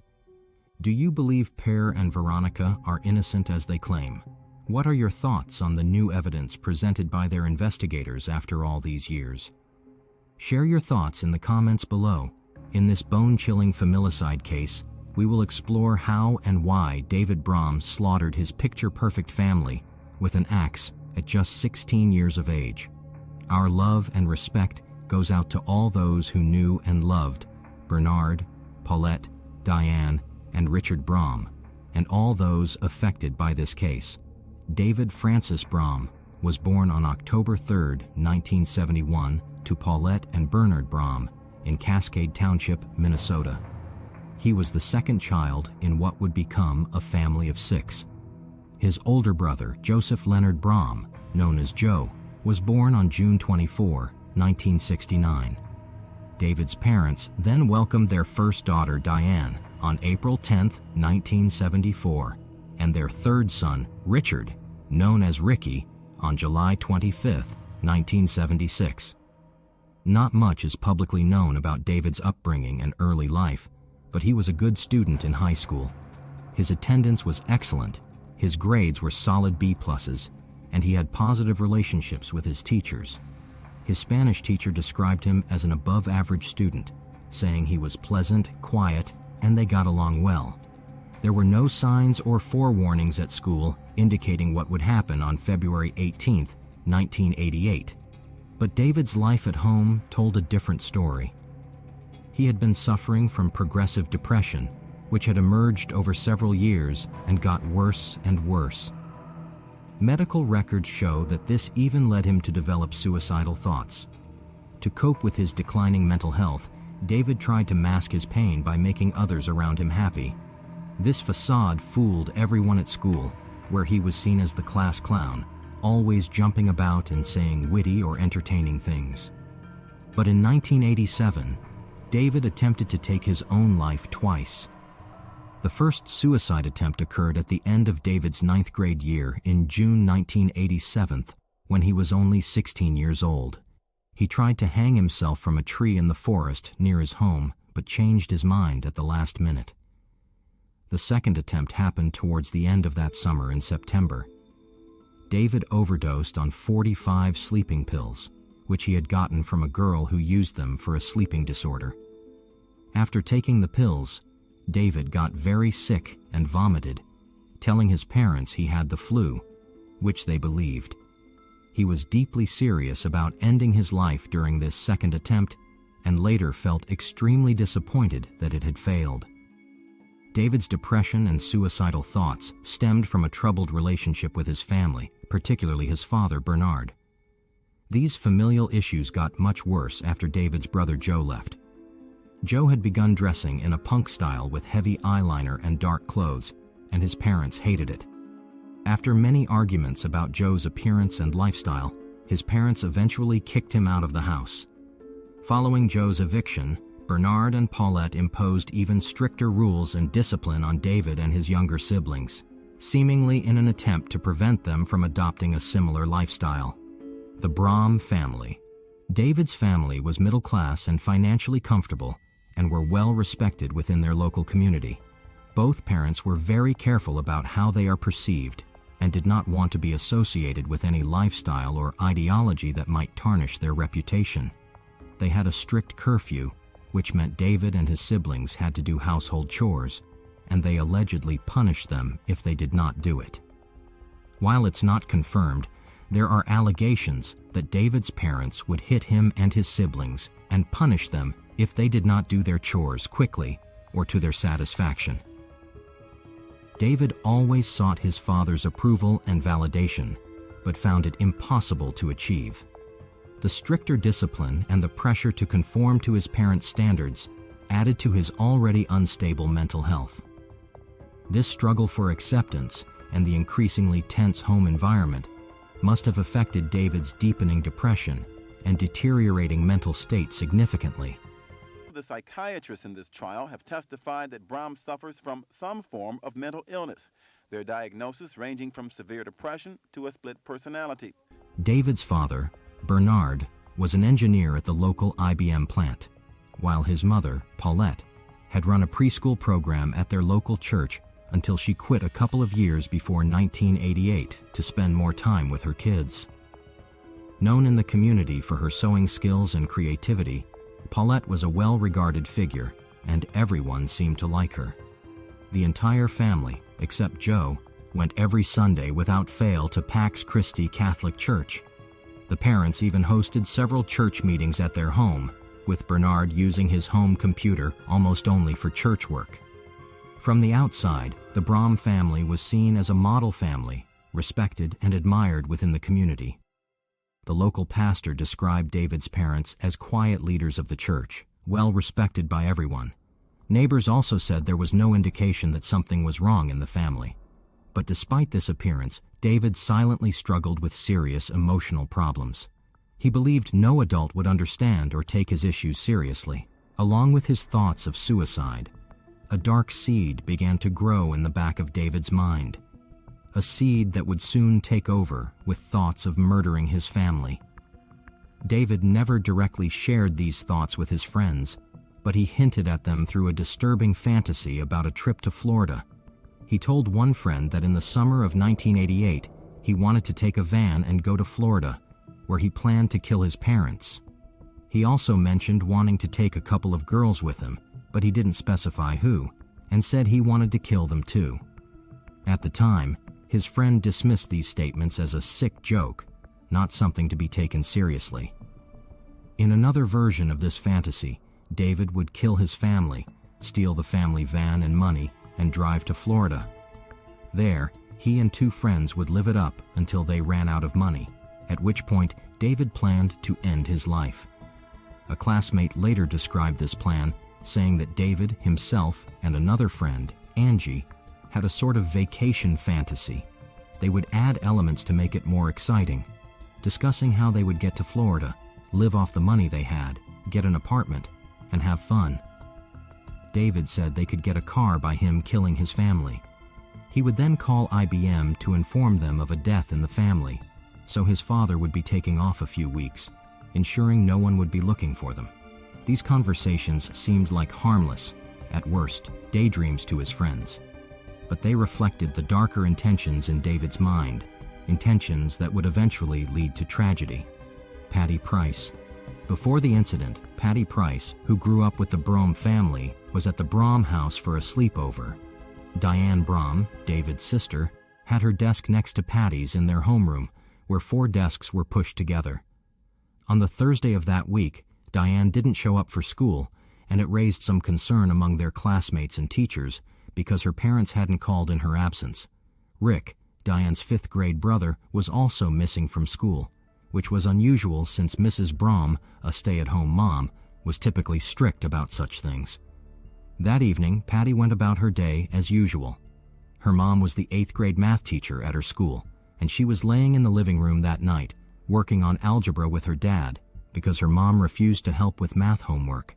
The atmosphere at Patty's home was calm, which was a direct contrast to what was happening at the Brahm household at that time.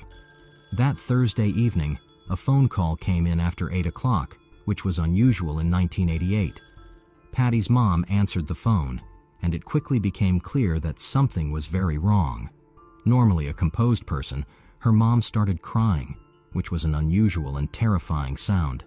Patty felt her body stiffen with dread as she sensed the gravity of the situation.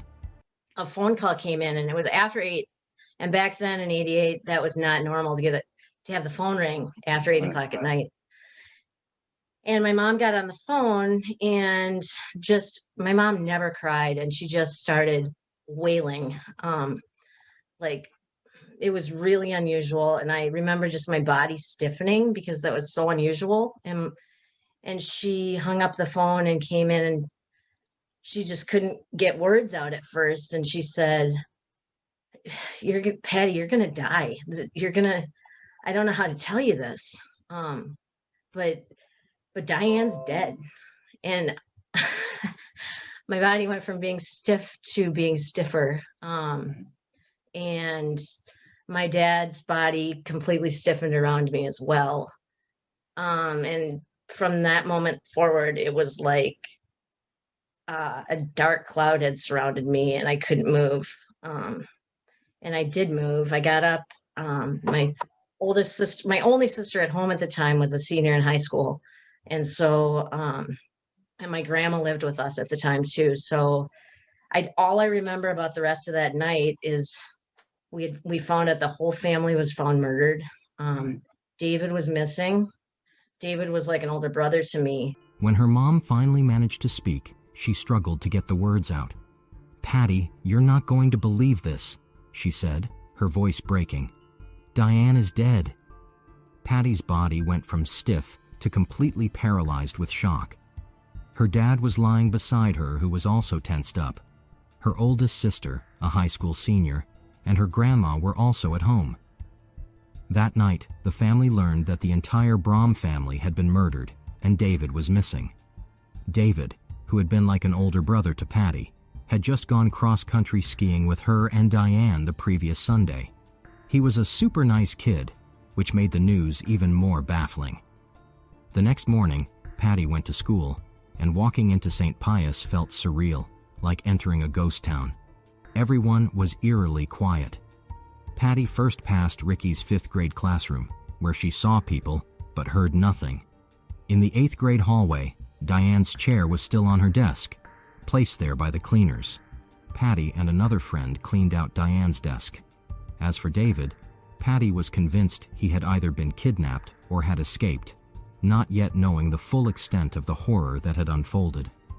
That morning, David told a friend that he had killed his family. It wasn't the first time he had said something like that, but his friends always thought he was joking, never imagining he could actually do something so terrible. But the police were called after the rumor reached the school staff. When they arrived at the Brahm family house, the scene they encountered was beyond words, a horror that defied description. Olmsted County Sheriff Kevin Torgerson, who was a deputy at the time, often reflects on his 34-year career in law enforcement, with no case more impactful than February 18, 1988. With only 4 years of experience, 2 of which were in Rochester, he was dispatched to perform a welfare check at the Brahm home.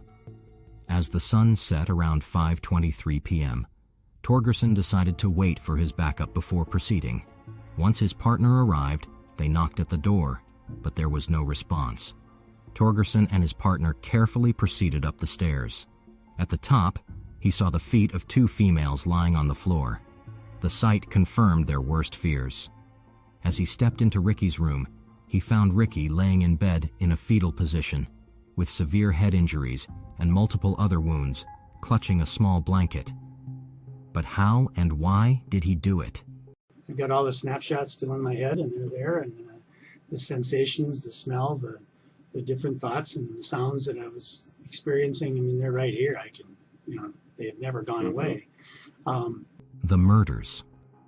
On the evening of Wednesday, February 17, 1988, at around 11:30 p.m., David was hanging out in his bedroom when his father, Bernard, walked in and started threatening him. In the last few months, David had become more invested in the punk and heavy metal scene, and even had a music collection. It was this collection that Bernard threatened to take away if David didn't change his attitude. Whether this was related to the lifestyle David was delving into, or due to an incident about David's attitude earlier that day, is unclear. During this heated conversation, Bernard pushed David, causing him to fall backward onto a table. Overcome with fear and petrified of being struck again, David fled the room. At some point between 1:30 a.m. and 3 a.m. on Thursday, February 18th, David called a friend he had spoken to about the Florida trip and asked if she would skip school the next day if he were to murder his parents that night. After making the call, David returned to his bedroom and began listening to music again. During this time, he thought heavily about his situation and feelings, thinking about all the consequences before murdering his entire family. At about 3 a.m., David left his bedroom and headed towards the garage, tiptoeing through the family home, careful not to cause any noise that might wake his family. When David reached the garage, he carefully picked up a long-handled axe. At some point, he also picked up a steak knife. Armed with both, he entered the room where his parents were peacefully sleeping. David claimed he did not remember hitting anyone, but did recall a lot of screaming, not just from his victims, but also from himself. The aftermath. Afterwards, David was in his room, packing things like blankets. All the lights were on, and he had to go into each room. His brother was in his bedroom, and his mother and sister in the hall, with blood everywhere. David then called a friend immediately after the slaying and confessed everything to her. In just a matter of moments, David had murdered his father, Bernard Braum, who was 41 years old, his mother, Paulette Braum, who was also 41 years old, his little brother, Richard, known as Ricky, who was 11 years old, and his little sister Diane, who was 13 years old. David left the axe, the murder weapon, near the bottom of the basement stairs as he packed up his things. At about 3:30 a.m., shortly after committing the murders, David tried to phone another friend, but hung up when his friend's father answered. At some point afterwards, David took the family's van and drove to a local bank where he withdrew money using his mother's bank card. He then drove to a local supermarket where he bought cigarettes and snacks. Following this, David drove to a spot overlooking his friend's house so he could see when she left for school in the morning. When he saw her, she asked her to skip school. The two then drove to a nearby park where they hung out for a short while before driving to the bank where David withdrew more money. In the middle of the night on February 18, 1988, 16-year-old David Braum killed 4 of his family members. His parents, Bernard and Paulette, and younger siblings, 14-year-old Diane and 9-year-old Rick, all murdered with an axe. After leaving the park, David and his friend went to the friend's house, where the friend shaved the sides of David's head. The hair shaving didn't go well, so they decided to go to Kmart to purchase a razor. When they returned, David's friend finished the punk haircut David wanted, shaving the sides and creating a design with lines in the back. Shortly after, David had to hide in the friend's closet when the friend's mother unexpectedly came home.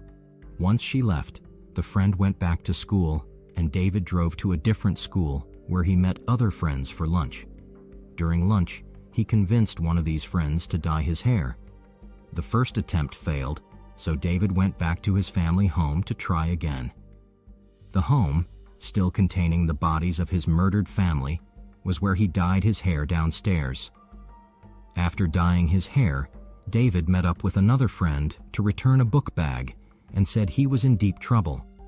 He mentioned that he planned to sleep under a bridge that night and walk to the Twin Cities in the morning. At 5:23 p.m., concerned neighbors of the Braum family called the police and requested a welfare check. Following the call, 2 officers went to the Braum family home. They arrived shortly before 6 p.m. and found the front door closed, but not locked. As they entered the house, they called out into the silence, but no one answered. When they made their way towards the stairs to the second floor, they were confronted with a gruesome scene. The entire Brom family was slaughtered, except for the eldest son, Joe, and David. A quick examination of the bodies revealed they were in a state of rigor mortis, which meant they had been dead for longer than 12 hours. Subsequently, the police issued a nationwide alert for David. They tracked down Joe Brom, the eldest sibling, who was working as a cook at a local restaurant, and informed him of his family's deaths. But David was nowhere to be seen. In the meanwhile, David was actually sighted by one of his teachers at a local shopping center that evening. The family's van, which David had been driving, was found by the authorities at about 11 p.m. near a Methodist hospital. David spent the night of that Thursday in a culvert near his home. At about 8:30 a.m. on Friday, February 19, 1988, a citizen saw David using a payphone at a post office and reported him to the police. He was then arrested inside the post office and brought in for questioning. The trial. As David was 16 years old at the time of his arrest, he was initially charged in the juvenile justice system. However, after a hearing, he was referred to be prosecuted as an adult. Remember the reports? The question Olmsted County authorities must decide now is whether to charge David Brom as a juvenile or as an adult. Watch the Brom family murder story play out on national television. Good evening. Topping tonight's News 11, police charge a 16-year-old boy with 4 counts of first-degree murder after his family is found axed to death in their Rochester home. The trial had 2 phases, as required by Minnesota law. The first phase focused on determining whether David was guilty of first- or second-degree murder in relation to the deaths of his parents and siblings. During this phase of David's trial, the defense sought to introduce expert psychiatric testimony to see if David was mentally fit, but the trial court denied this request, and as a result, the defense rested its case without presenting any testimony. The jury was told not to consider evidence of David's mental illness during Phase 1 deliberations. Despite this, the jury found David guilty of 4 counts of first-degree murder. Moving to Phase 2 of the trial, David had to prove his legal insanity as the evidence was too strong. The defense presented testimony from a psychiatrist who concluded that David did not understand that killing his parents and siblings was wrong at the time of the murders, and argued he was legally insane. On the other hand, the state countered with testimony from 4 psychiatrists. 2 of these experts said that David was not legally insane during the murders, while the other 2 did not offer an opinion on his legal mental illness. All the experts agreed that David suffered from some form of mental illness or impairment, and even the psychiatrist who testified for the prosecution acknowledged that David was mentally ill and suggested that David may have killed his family to avoid committing suicide. David's older brother Joe had a verified alibi for the day of the murders, and forensic analysis revealed palm prints on the murder weapon matching David's prints. The trial concluded with Brom receiving 3 consecutive life sentences, with a minimum of 52 years before parole eligibility. Good evening. David Brom is guilty. The jury reaffirmed its earlier decision and found Brom was sane when he killed his parents, younger brother, and sister with an axe. And that story tops tonight's News 11. The jury deliberated more than 21 hours over 3 days before reaching the second verdict shortly before noon today. Today's guilty verdict comes 20 months after the bodies of Brom's family were found in their suburban Rochester home and ends one of Minnesota's most publicized trials. The case involving David Brom's murders still had attention months later, with speculation circulating about the possible influence of Negative Land, a Bay Area music group known for their satirical and critical content. Negative Land's music addresses topics such as mass media, nuclear war, and handguns, often using humor to convey their messages. But their song Christianity is Stupid became an important point of investigation, as the police wondered whether it sparked a dispute among the Brom family, potentially contributing to the tragic murders. Negative Land members expressed disbelief that their music, intended as satire, could have played any role in such a serious and tragic event. They were cooperative with federal authorities, who requested the group cancel their planned tour and refrain from live performances until the investigation concluded. What are your thoughts on David Brom's mental state during the time of the murders? It was yesterday. Nobody needed to die like that. It's just awful it's happened to this little town. On a September night in 2009, a family of 6 settled in for what they thought would be a peaceful evening. The children were tucked into bed and good nights were exchanged. But for this family, the sunrise would never come. A man with sinister motives broke into their home, and what followed was nothing short of a brutal massacre. The bloodshed was so extreme, so horrific, that it would forever be known as the bloodbath in Beeson. Even the seasoned investigators were left shaken by the carnage they found. And soon, you'll understand why. This story brings us to Beeson, a tiny town about 200 miles from Chicago, tucked away in the heart of Illinois. Beeson has a population of just around 200 people, making it feel like a quiet, forgotten spot surrounded by farmland and rolling hills.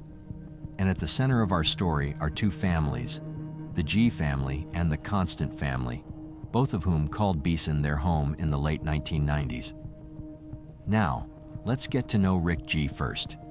He was known for his strong work ethic and never-give-up attitude. Early in his career, he worked for his stepfather's construction company in Lincoln, Illinois, the nearest town with all the essentials: schools, Walmart, restaurants, and even a small airport. It was the go-to place for people from the smaller towns when they needed to get stuff done. Rick's stepdad, Pudge, and his mom, Judy, lived in Lincoln too. For years, Rick hustled hard, picking up construction gigs wherever he could, and saving every penny to build a better future for himself and his daughter, Nicole G. His dedication finally paid off when he bought property on the edge of Beeson. And instead of sticking with his stepdad's company, he started his own business, which he called G Construction. He snagged a ranch-style home with a 2-car detached garage, an above-ground pool, and plenty of farmland for keeping chickens and other animals. But owning a business came with its costs, so Rick decided to rent out a room in his home. That's when Ruth Constant entered the scene, moving in with her 2 little kids, 3-year-old Justina and 1-year-old Dylan Constant. Initially, Ruth became Rick's tenant, but it didn't take long for sparks to fly between them. Ruth was a warm-hearted woman known for her outgoing personality and sense of humor, and Rick was the perfect match for her. As their bond grew stronger, Ruth discovered she was pregnant. In 1997, they tied the knot, with Rick at 34 and Ruth at 27. Not long after, they welcomed a baby boy, Austin, and their home was bustling with life. A year later, they celebrated the arrival of a baby girl, Jessica G., filling their hearts with more joy. Unfortunately, that joy was short-lived as they learned that little Jessica was born with a serious neurological condition, leaving her with disabilities that required around-the-clock care. With no facilities in Beeson that could meet Jessica's needs and unable to afford the necessary care, they reluctantly had to move her 50 miles away to Peoria, Illinois, where she became a temporary ward of the state. It was reported that she died well before the tragic murder occurred. Going back to the story, Dylan was also showing signs of trouble. According to their relatives, he was full of energy and often acted out, which is typical for kids his age. His teachers frequently sent home behavior reports, and Rick and Ruth worked hard to find ways to help him. Eventually, he was diagnosed with ADHD after they decided to seek therapy for him. While the therapy helped a little, it didn't make a significant difference. However, there was a glimmer of hope when Rick's daughter Nicole turned 18 and started dating Christopher Harris, a 21-year-old local. Their relationship grew serious quickly, and they married, moving just a minute away from Rick's house. Not long after, Nicole discovered she was pregnant, making Ruth and Rick grandparents for the first time with the arrival of little Elisa Harris. They were thrilled, and Nicole and Chris often dropped Elisa off with Ruth while they worked. And in late July 2009, Nicole and Chris welcomed their second baby. To everyone who knew them, they seemed like the perfect family. With a new baby expected to start crawling soon, Rick's stepdad, Pudge, and his grandson, Adam, decided to help Nicole by putting in new carpet in her home that September. The following day, 10-year-old Seton Landstrom ran over to the G's house to show off his new bike. But when he reached the porch, he froze at the sight of blood smeared all over the porch and the door slightly open. Worried, he dashed to Nicole's house where Rick's stepdad had spent the night. As soon as they heard the boys' discovery, they immediately went to the house, and Adam was the first to reach the porch and noticed the blood, as well as a knife at the bottom of the porch steps. When Adam entered the door and turned the lights on, he saw a scene that would haunt him for the rest of his life. Lying in the hallway was Rick, face down in a thick pool of blood. Frozen in shock, Adam dared not to move further. He turned and ran outside to Pudge, telling him to call 911, though he didn't know what to tell the police since he hadn't seen it all firsthand. And when the police arrived, they were met with a huge pool of blood, around 2 to 3 feet wide. As they moved deeper into the house, they saw that Rick's head was completely wrecked, and his body looked like it had been through hell. At first, they couldn't tell how he died, but the gruesome scene made them suspect a shotgun was used. They hadn't even checked the other rooms yet. As they walked down the hallway, they noticed the walls were all messed up, like someone had punched or smashed them. Then they found the second victim, 14-year-old Dylan, curled up on the floor just outside the main bedroom, wearing nothing but shorts. His body was badly hurt, and his head was just as wrecked as Rick's. Blood splattered everywhere, even on the ceiling, making the officers feel uneasy as they continued through the house. When they stepped into the main bedroom, they saw Ruth lying on the floor in her nightgown. Half of her skull had caved in, and again blood was splattered all over the walls. Pushing on, they entered the attached bathroom, where they found 11-year-old Austin, dressed only in his underwear, lying face down on the bloody tile floor. It was clear that the G family never saw this evil coming. They must have been caught off guard getting ready for bed the night before. The officers moved cautiously through the house, unsure if the killer was still inside. They walked down that bloody hallway past Dylan's lifeless body and headed to 16-year-old Justina's room. And when they entered the room, they found something far more gruesome than what was initially found in the house. Blood smeared across every surface, soaking into her bed where Justina lay on her stomach, her head hanging over the edge, leaving a puddle of brain matter below.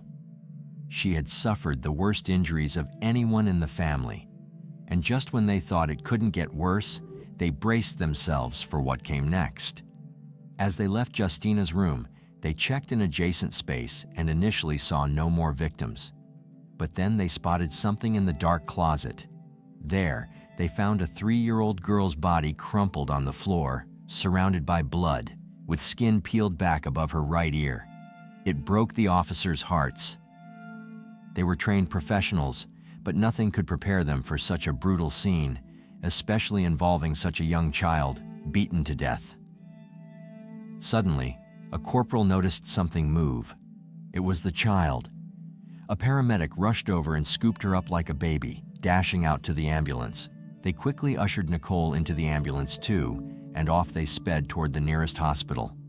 But when they arrived, they discovered that Tabitha's vital signs were alarming. Moments later, Nicole's husband Chris showed up at the G's house. He had been called from work about the terrible incident. When he arrived, the police confirmed the heartbreaking truth. The family had been murdered. But in the middle of all the chaos and tragedy, there was hope. The police told Chris that Tabitha had survived. Everyone felt a wave of relief because despite the horrific events, Tabitha was alive and might be able to help uncover who was behind this terrible crime. But not for Chris. He felt nervous when he learned Tabitha was alive. Without thinking twice, Chris jumped back in his truck and drove urgently toward the trauma center where Tabitha was being rushed. Meanwhile, 2 first responders, Logan County Sheriff's Corporal Michael Block and Illinois State Trooper Paul Hennessy, were left to sift through the crime scene for clues about what had happened inside the G family's home. investigators found a bloody handprint on the bathroom vanity where Austin was killed, along with a fresh shoe print outside that matched a K-Swiss tennis shoe. Officers canvassed the small community and followed up on tips. One neighbor reported seeing a silver pickup truck passing by around the time of the murders, noting it had exhaust pipes coming up through the bed behind the cab. Despite these leads, police found no further clues. Dr. John Ralston, a forensic pathologist, performed the autopsies that night.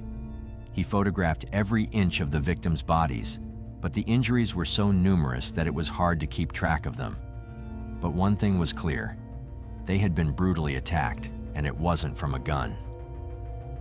Initially thought to be caused by a shotgun, it turned out that each member of the G family had been bludgeoned to death, suffering with each blow until they were too weak to fight back. Starting with Rick G., the father, he had 39 impact wounds, 13 of which were to his head. His wife, Ruth, suffered 28 blows all over her body, and her skull was crushed. Their 11-year-old son, Austin, had a caved-in skull and was struck at least 21 times.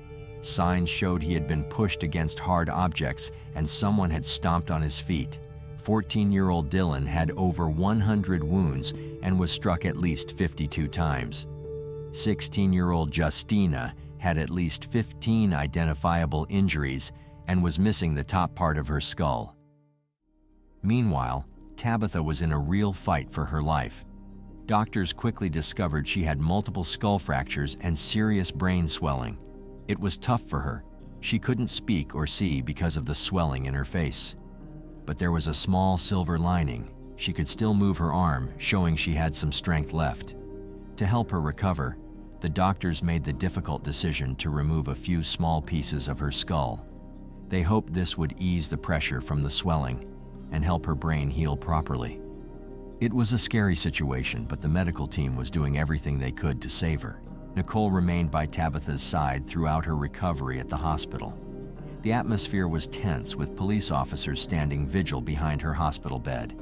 They knew Tabitha was the only survivor of the horrific incident, and there was a real concern that the suspect might try to come after her. This made it all the more important for the authorities to keep a close watch on her. Additionally, Nicole did her best to help the authorities, sharing everything she could about her loved ones and what had happened.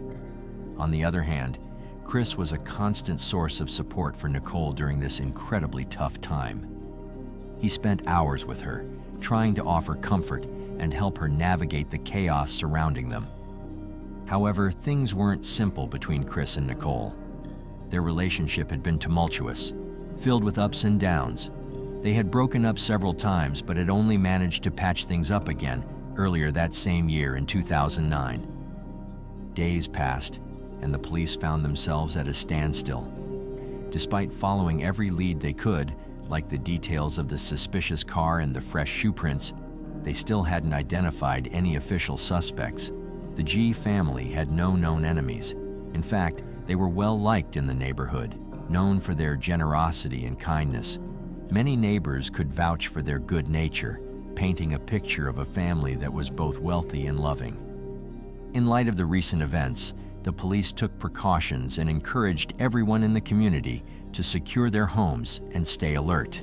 People just need to take the normal precautions that you would take, the practical measures of at night, lock your door, know where your children are at, and keep track of your neighbors. A week passed, and the funeral for the G family was held on the 28th of that same month.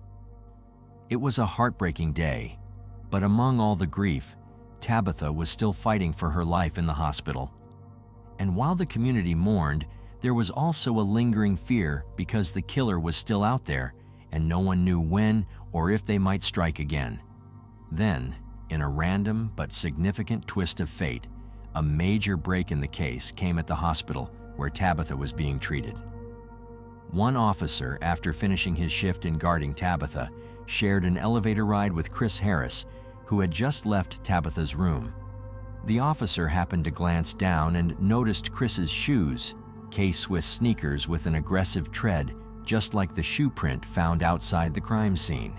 The officer quickly informed detectives, which led to Chris being called in for questioning. They compared his shoe tread to the print found at the scene, but there was a slight discrepancy. The shoes were a half size too big. However, the detectives knew something was off, so they didn't stop there. They collected Christopher Harris's fingerprints and palm prints, sending them to the crime lab for further analysis. To prove his innocence, his brother, Jason Harris, stepped in to defend him, providing an alibi and claiming they had been together the entire time, far away from Beeson, where the murders occurred. Meanwhile, Nicole was furious at the mere suggestion that Christopher could be involved. She took to her MySpace page to defend him, writing in an emotional, though error-filled message. "This whole situation is such a mess and so unfair.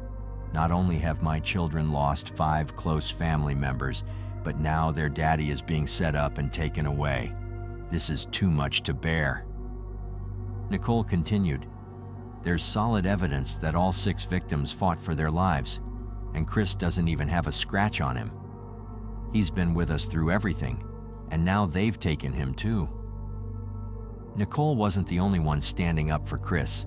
His stepmother, Debbie Harris, also spoke out to the media, saying their family believed in his innocence. Chris's father, Ed, was in tears during a phone call with Chris from jail.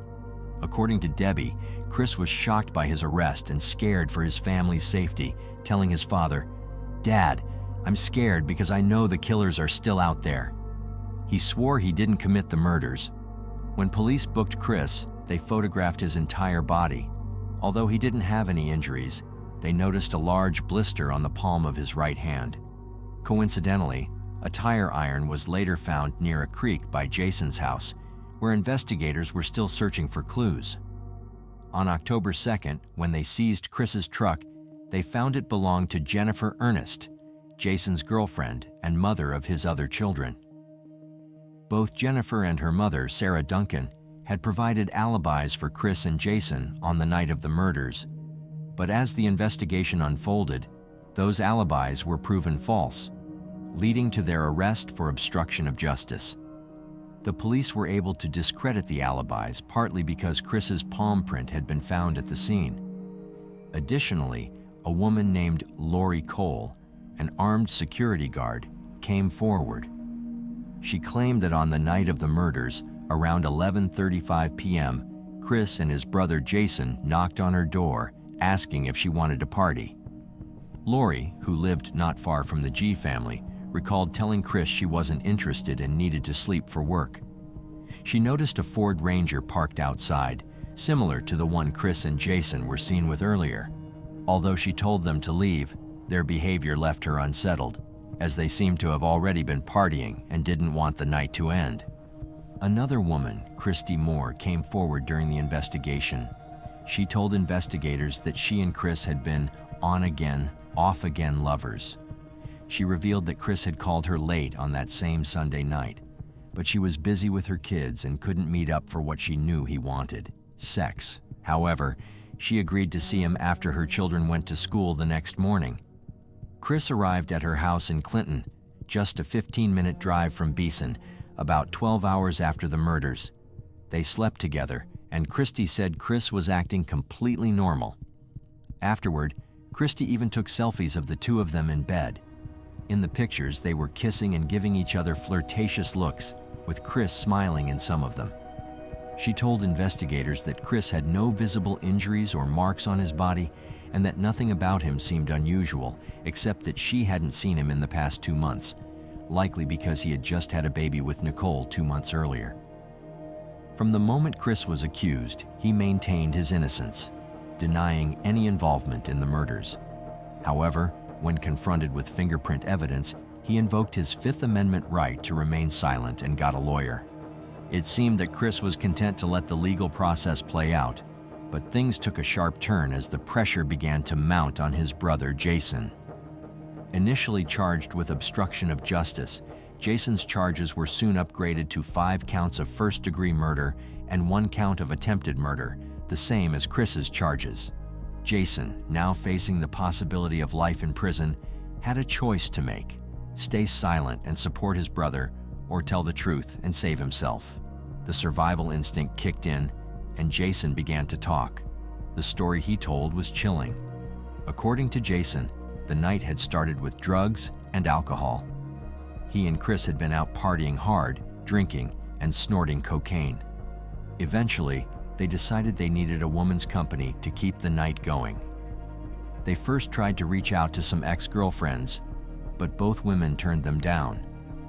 That should have been the end of the night, but under the influence of drugs and Chris's heightened libido, the brothers continued their search for female company, which tragically led them to the G family's home. Jason recounted that they had first tried to visit Lori Cole, the armed security guard who lived nearby. He waited in the truck while Chris approached Lori's door, but she turned him away. What happened next is where Jason's story became inconsistent. He gave 13 different versions of the events, but the one thing that remained constant was his claim that Chris killed the G family. Jason alleged that it was Chris's idea to go to the G residence with the intent of having sex with Justina G, the 16-year-old daughter of the family and Chris's sister-in-law. Chris had convinced himself that Justina had been flirting with him. Whether they planned for it to be consensual or not remains unclear, but Jason said Chris believed Justina was interested in him. He then said that he stayed in the truck while Chris approached the house. In some versions of the story, Chris was already armed with a tire iron. In others, he went to the door without it. In one account, Rick G., the father, answered the door, and after a brief conversation, things escalated, leading Chris to retrieve the tire iron from the truck. Jason said he then heard screams and thumping sounds coming from inside the house, the horrifying beginning of what would turn into a gruesome massacre. Jason said he stayed in the pickup truck the whole time, just listening to the chaos inside the house. He heard loud thumps and screams and saw Dylan jump out of a bedroom window. After that, Dylan ran to the front door and went back inside. Next thing Jason knew, Dylan burst out of the house, bleeding a lot, with Christopher Harris right behind him. Jason saw Chris hit Dylan 5 or 6 times with a tire iron before heading back inside. Miraculously, Dylan got back on his feet and went into the house again. A few minutes later, Chris came out and hopped into the pickup. As they drove down the dirt road, he tossed his shoes and the tire iron out the window like it was no big deal. It's important to note that there had been a complaint of attempted sexual assault against Christopher Harris involving Justina, but this complaint was dropped just a week before the incident. Jason suggested that Christopher had intended to go to the G house for sexual motives, which ultimately did not happen. Investigators retraced the path that Jason Harris had described during his testimony. They found the K-Swiss shoes and the tire iron thrown into a ditch beside the road. Forensic tests confirmed that the DNA found on these items matched both Christopher Harris and the G family. On May 31st, 2013, a jury found Christopher Harris guilty of murdering the G family. His sentencing happened on July 19, 2013, where he received 5 consecutive life sentences. In addition, he was sentenced to 30 years for the attempted murder of Tabitha, 30 years for home invasion, and 20 years for robbery. Christopher Harris's defense team tried to argue that he had walked in on Dylan during the murders and acted in self-defense when he killed Dylan. However, this argument was quickly dismissed. In 2013, just before his sentencing, Christopher and his legal team sought a retrial, but their request was denied. Later, in 2019, they filed an appeal with the Appellate Court of Illinois, 4th District, but that too was denied. If you think the story ends here, well, not quite. A former cellmate of Chris stepped forward, claiming that Chris had confided in him about the terrible events of that night. This cellmate revealed a story even darker than what Jason had shared.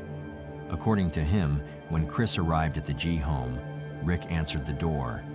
An argument broke out, escalating quickly when Chris hit Rick with the tire iron. Ruth heard the commotion and rushed in to see what was going on. Sadly, as she entered the room, Chris turned his violent rage on her. In the midst of the chaos, Dylan grabbed a kitchen knife, trying to protect his mother. But Chris was too strong, and it was during this intense moment that Jason saw Dylan crash through the window for the first time. In a chilling twist, The cellmate reported that Chris felt no remorse for his actions. In fact, he claimed his only regret was not burning down the house that night, suggesting that if he had, no one would ever know he was responsible for the violence. And let's not forget Nicole. With all the evidence piling up against Chris, she went from defending him to cursing him. Additionally, during the sentencing hearing, Tabitha also delivered an emotional statement that tugged at everyone's heartstrings. She said, "I am 7, and it still breaks my heart. I wish you were dead and my brothers, sister, and mommy and daddy were alive. You don't sneak up on other people. You have to say sorry because do you know how badly that broke my heart?" As for Jason, he got a 10-year sentence in exchange for testifying against Chris with credit for time served. This decision sparked debate. Many questioned if it was fair for someone who played a part in such terrible acts. There were many times that night when Jason could have stepped in to help. He heard Dylan calling out for assistance, begging him to intervene, but he didn't act. However, his testimony helped bring justice for the G family. After the trial, Jason's girlfriend Jennifer and her mother faced probation and fines for hiding evidence. Meanwhile, little Tabitha, who was protected by state troopers during her hospital stay, formed a special bond with them.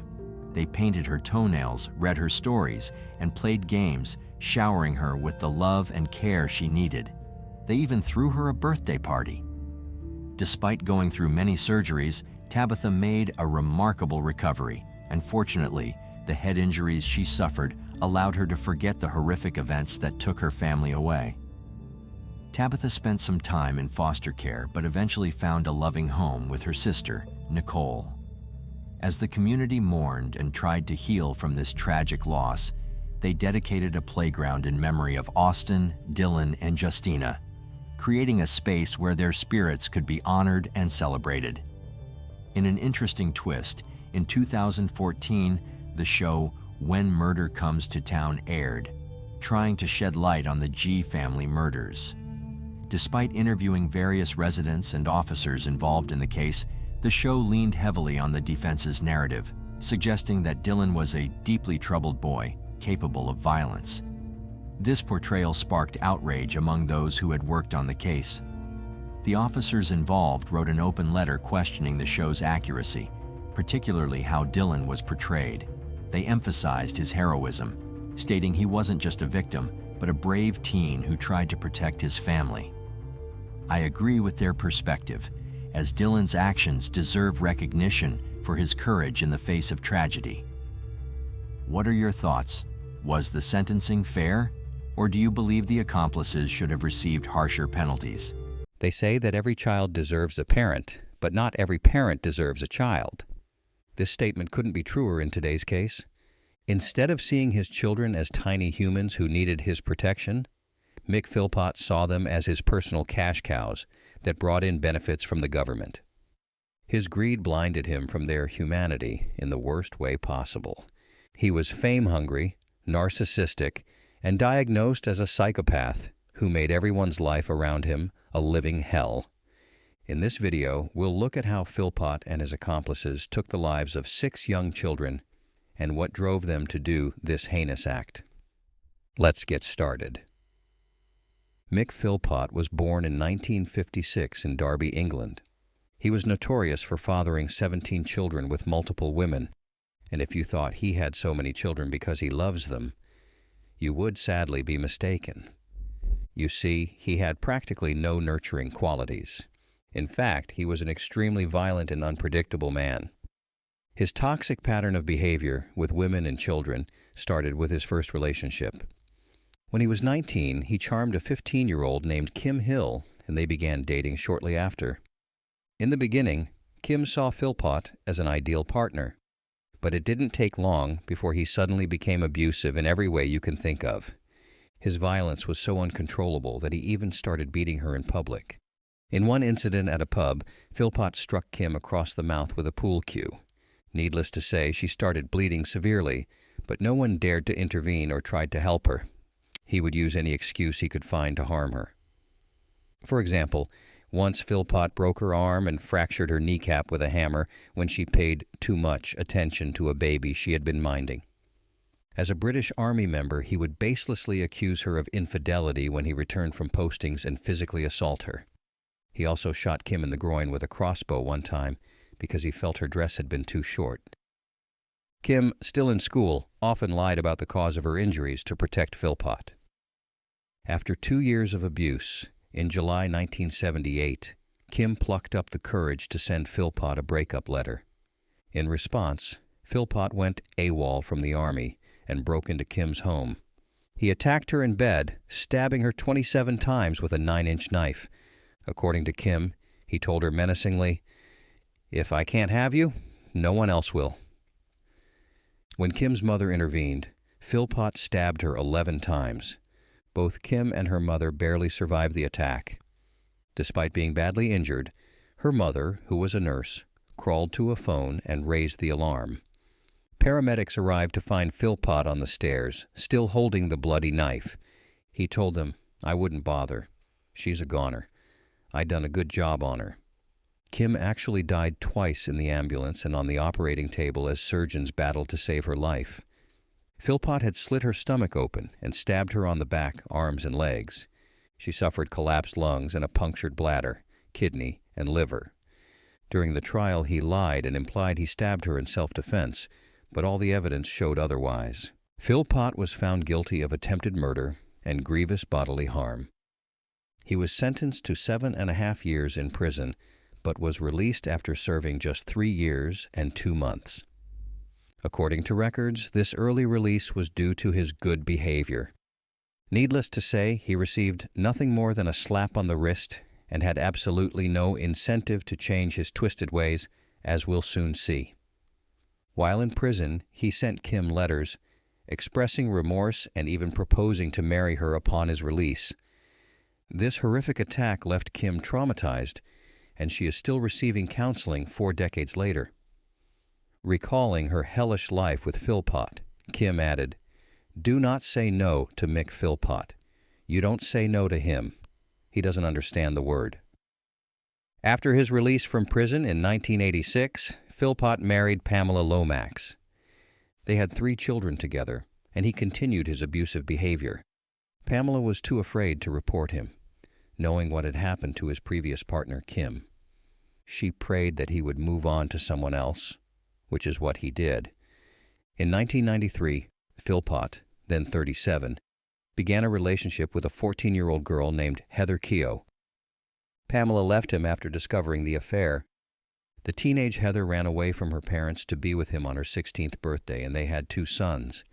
Philpott was abusive towards her, even beating her for not having a girl. He even taught his older sons to be violent against Heather. Philpott wanted Heather to produce more children, but she did not conceive again. She was often punished by being locked outside the house in the garden, and told police Philpott once held a knife to her throat when she tried to leave him. Eventually, she climbed over the fence and escaped him. Heather was forced to temporarily abandon her children before regaining custody after a long court battle. She said that Philpott was a Jekyll and Hyde character, charming when they first met, but later violent. In 2000, Philpott met 19-year-old Mairead Duffy. She was a single, teenage mother who had recently left an abusive relationship. Philpott, she said, became her guardian angel. They moved in together shortly after.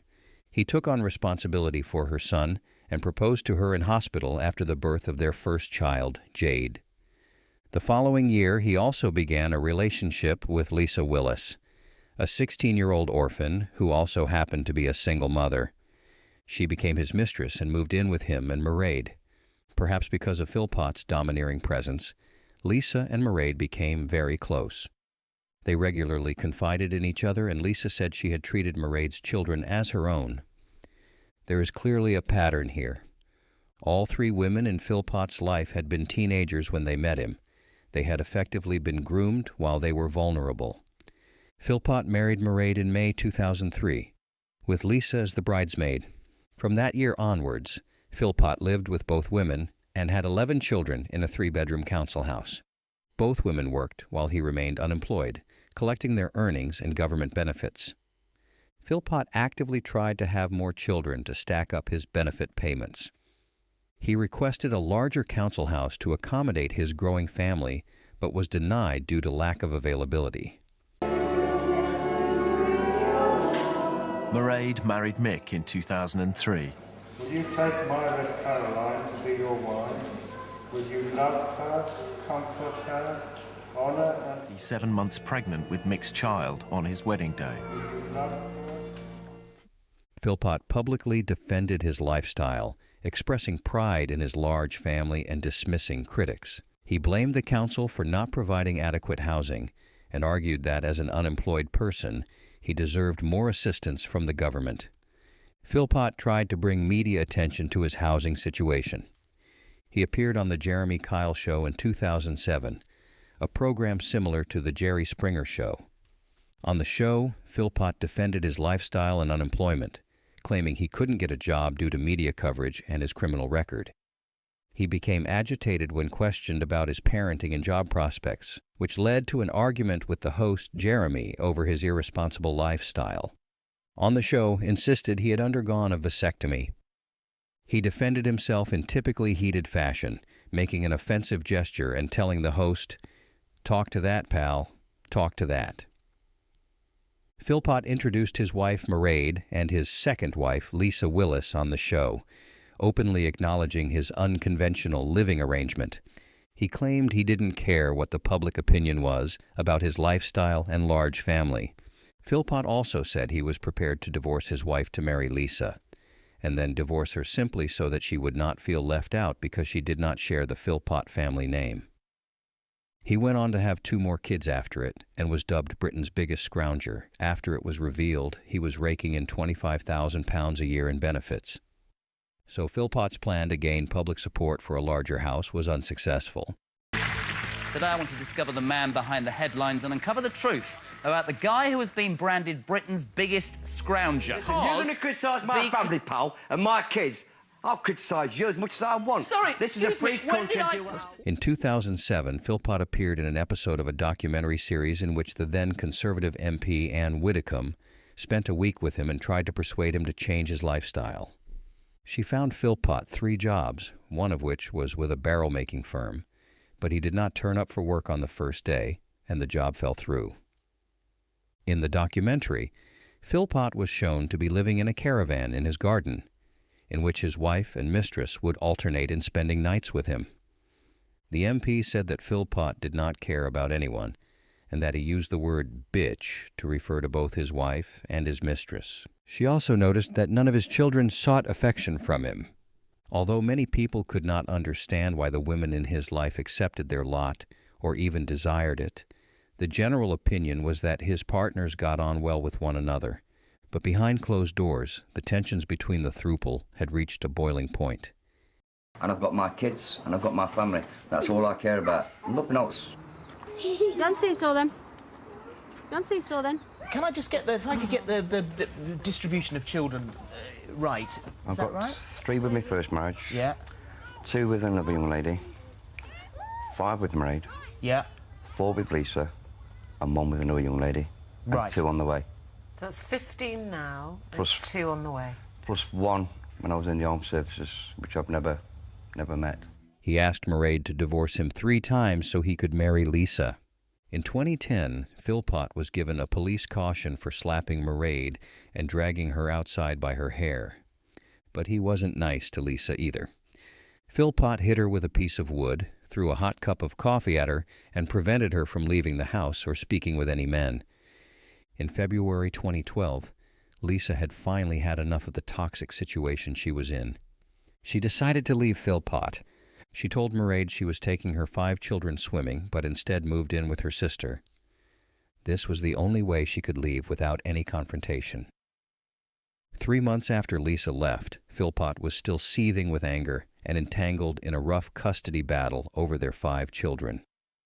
So he, along with his wife Mairead and a family friend named Paul Mosley, did the vilest thing you can think of. They planned to burn down their home with their own children inside and frame Lisa for it. The arson was scheduled for the day before a custody hearing between Lisa and Philpott. He wanted his children back, motivated by his greed for more benefit payments and the potential to get an even bigger council house. The plan involved Philpott and Mosley putting gasoline into the mail slot and setting fire to the house. Then Philpott would swoop in and rescue his 6 children from the fire, making himself look like a heroic father and win the custody battle. To say that this idea was misguided would be an understatement. On May 11, 2012, at 4 a.m., Philpott's plan to set fire to his house went tragically wrong. The fire spread much faster than anyone expected. It resulted in the deaths of 6 children. Jade, John, Jack, Jesse, and Jaden died at the scene, while their half-brother Duane died in the hospital 2 days later. All deaths were caused by excessive smoke inhalation. Fire investigators reported that temperatures in the upstairs bedrooms exceeded 500 degrees Celsius, leaving no chance of survival for anyone in those rooms. Police confirmed that the fire was deliberately started with petrol under the letterbox, classifying it as arson and officially stating that 6 children had been murdered. I can't get them back in the kids' room. Yeah, terraced house. Yeah, but we've got the police on the way. Have you any idea what's caused the fire? I've no idea, mate, but just to work up, I didn't know. All of these children belonged to Mairead and Philpott except Duane, who was her teenage son from a previous relationship. Jade was only 10 years old. She was described as very intelligent and well regarded at school. 9-year-old John was cheerful, smiley, and polite. Jaden, a 5-year-old, loved lots of cuddles from family and friends. Shy and bashful Jack, 7, was the quietest sibling and a delight to be around. Jesse, 6 years old, was described as a loud character in the family. Duane, the eldest victim at just 13, was described as a charming and caring young boy who was a protector for his younger brothers and sister. Nobody in the community had the slightest clue that a father could do such a thing. Many people who knew and socialized with Philpott and his family defended his lifestyle, saying negative representations of the area, and the man did not live up to the reality. One local, Bobby Sutherland, was inspired to set up a charity to help pay for the funerals of the 6 children, whom he claimed Philpott loved desperately. Fighting back tears as he stood in the street outside the fire-ravaged family home, he said at the time, "Yeah, they can slag him off, but he loved his kids. Yeah, you make mistakes, but you don't deserve that. Nobody deserves that." This shows just how good Philpott was at manipulating the people around him and maintaining his image as a good husband and father. At first, Lisa Willis and her brother-in-law were questioned, but they were quickly cleared of any suspicion. Meanwhile, witnesses reported that Philpott behaved strangely for someone who had recently lost several of his children and appeared to like the media attention. A mortuary manager said Philpott engaged in horseplay when he went to view his children's bodies, even putting a family liaison officer in a headlock during one visit. As part of their investigation, the police organized a press conference where Philpott and Mairead spoke. During this conference, Philpott thanked various people for their support and announced their decision to donate Duane's organs to save the life of another child. He expressed gratitude for the community's response and requested privacy for his family, asking that all questions be directed to the police. This press conference actually increased police suspicions. Philpott's behavior was notably inappropriate, including flirting with a female police officer. She claimed that he called her gorgeous and inferred he would like her to come back to his hotel. And we can't express our gratitude to everybody that's been concerned with the case, with what's been going on. I've actually been down to our home, and what we saw, we just cannot believe it. We grew up in a community that's had a lot of problems with violence and God knows what else, and to see this community to come together like that, it's just too overwhelming. The police found forensic evidence linking the Philpotts to the crime. A discarded petrol container and glove had been found near the house, and in November, forensic investigators discovered that the clothes of the Philpotts and Mosley had petrol on them. For further information, they placed a recording device in the police vehicle and their hotel room. The recorded conversations revealed incriminating statements from Philpott, including him saying it was his fault they lost their children and family. He can be heard saying, "You definitely sticking with the story? I didn't mean to do it, on my life." Plus, the recording captured Philpott watching Mairead perform a sexual act on Paul Mosley, their accomplice. Philpott was heard telling his wife, "I'm proud of you because you didn't want to do it." Tell me what you said to him then. What you said about how many times I went up ladders. I can't almost count how many times I went up the ladders. What did you say about me trying to get in? You tried everything you could to get in. Like I said to him, I wanted to run through the flames, up the stairs. Would you cry when you were saying it? How bad? Not really, really bad, but I did cry. That's hysterical. Let it go, then. You want Lisa. It's my fault that half the family's gone. It's my fault we've lost our children. It's my fault we've lost the other 5 children. It's my fault we lost Lisa. I should have seen it all coming, though. It is my fault. There's a fingerprint on the window. That's it. A few discrepancies. That's all it is. When we shake about, I said we were going to go out for a drive at night. I can't remember saying that. Vicky said you were stoned. That's it, we didn't smoke. In police interviews, Mosley said he had sex with Mairead over a snooker table hours before the fire broke out. It's believed this act was encouraged by Philpott to keep Mosley loyal to their cause. Philpott even admitted having 3 or 4 sexual encounters with his wife and co-defendant Paul Mosley not long after his children's deaths. These recordings, along with other evidence such as an unused ladder found at the back of the house, intended for the planned rescue, also implicated Philpott, Mairead, and Paul Mosley in the arson plot. On May 28, 2012, Philpott and Mairead were arrested on suspicion of murder. They were formally charged with murder 2 days later. On November 5, 2012, Paul Mosley was also arrested on suspicion of murder after forensic examination revealed petrol on his clothing. The trial heard that Mosley had been bragging to a number of people about being a suspect, including on internet dating sites. Whatever Mosley's role, it seems that Philpott was keen to keep him on side, and police believe coercion may have been involved. In December, Mosley's charge was reduced to manslaughter. The murder charges against Philpott and Mairead were also eventually downgraded to manslaughter. Evidence showed that while they didn't intend to kill their children, they planned to frame Lisa for endangering the family in order to gain custody of her children. Their motivation was not solely revenge. More children meant more benefit money and potentially a larger house. On April 2, 2013, the couple, along with Paul Mosley, were found guilty of manslaughter for the deaths of the 6 children. Philpott received a life sentence with a minimum of 15 years in prison. Mairead and Paul Mosley each received 17-year sentences, with a minimum of 8.5 years to be served.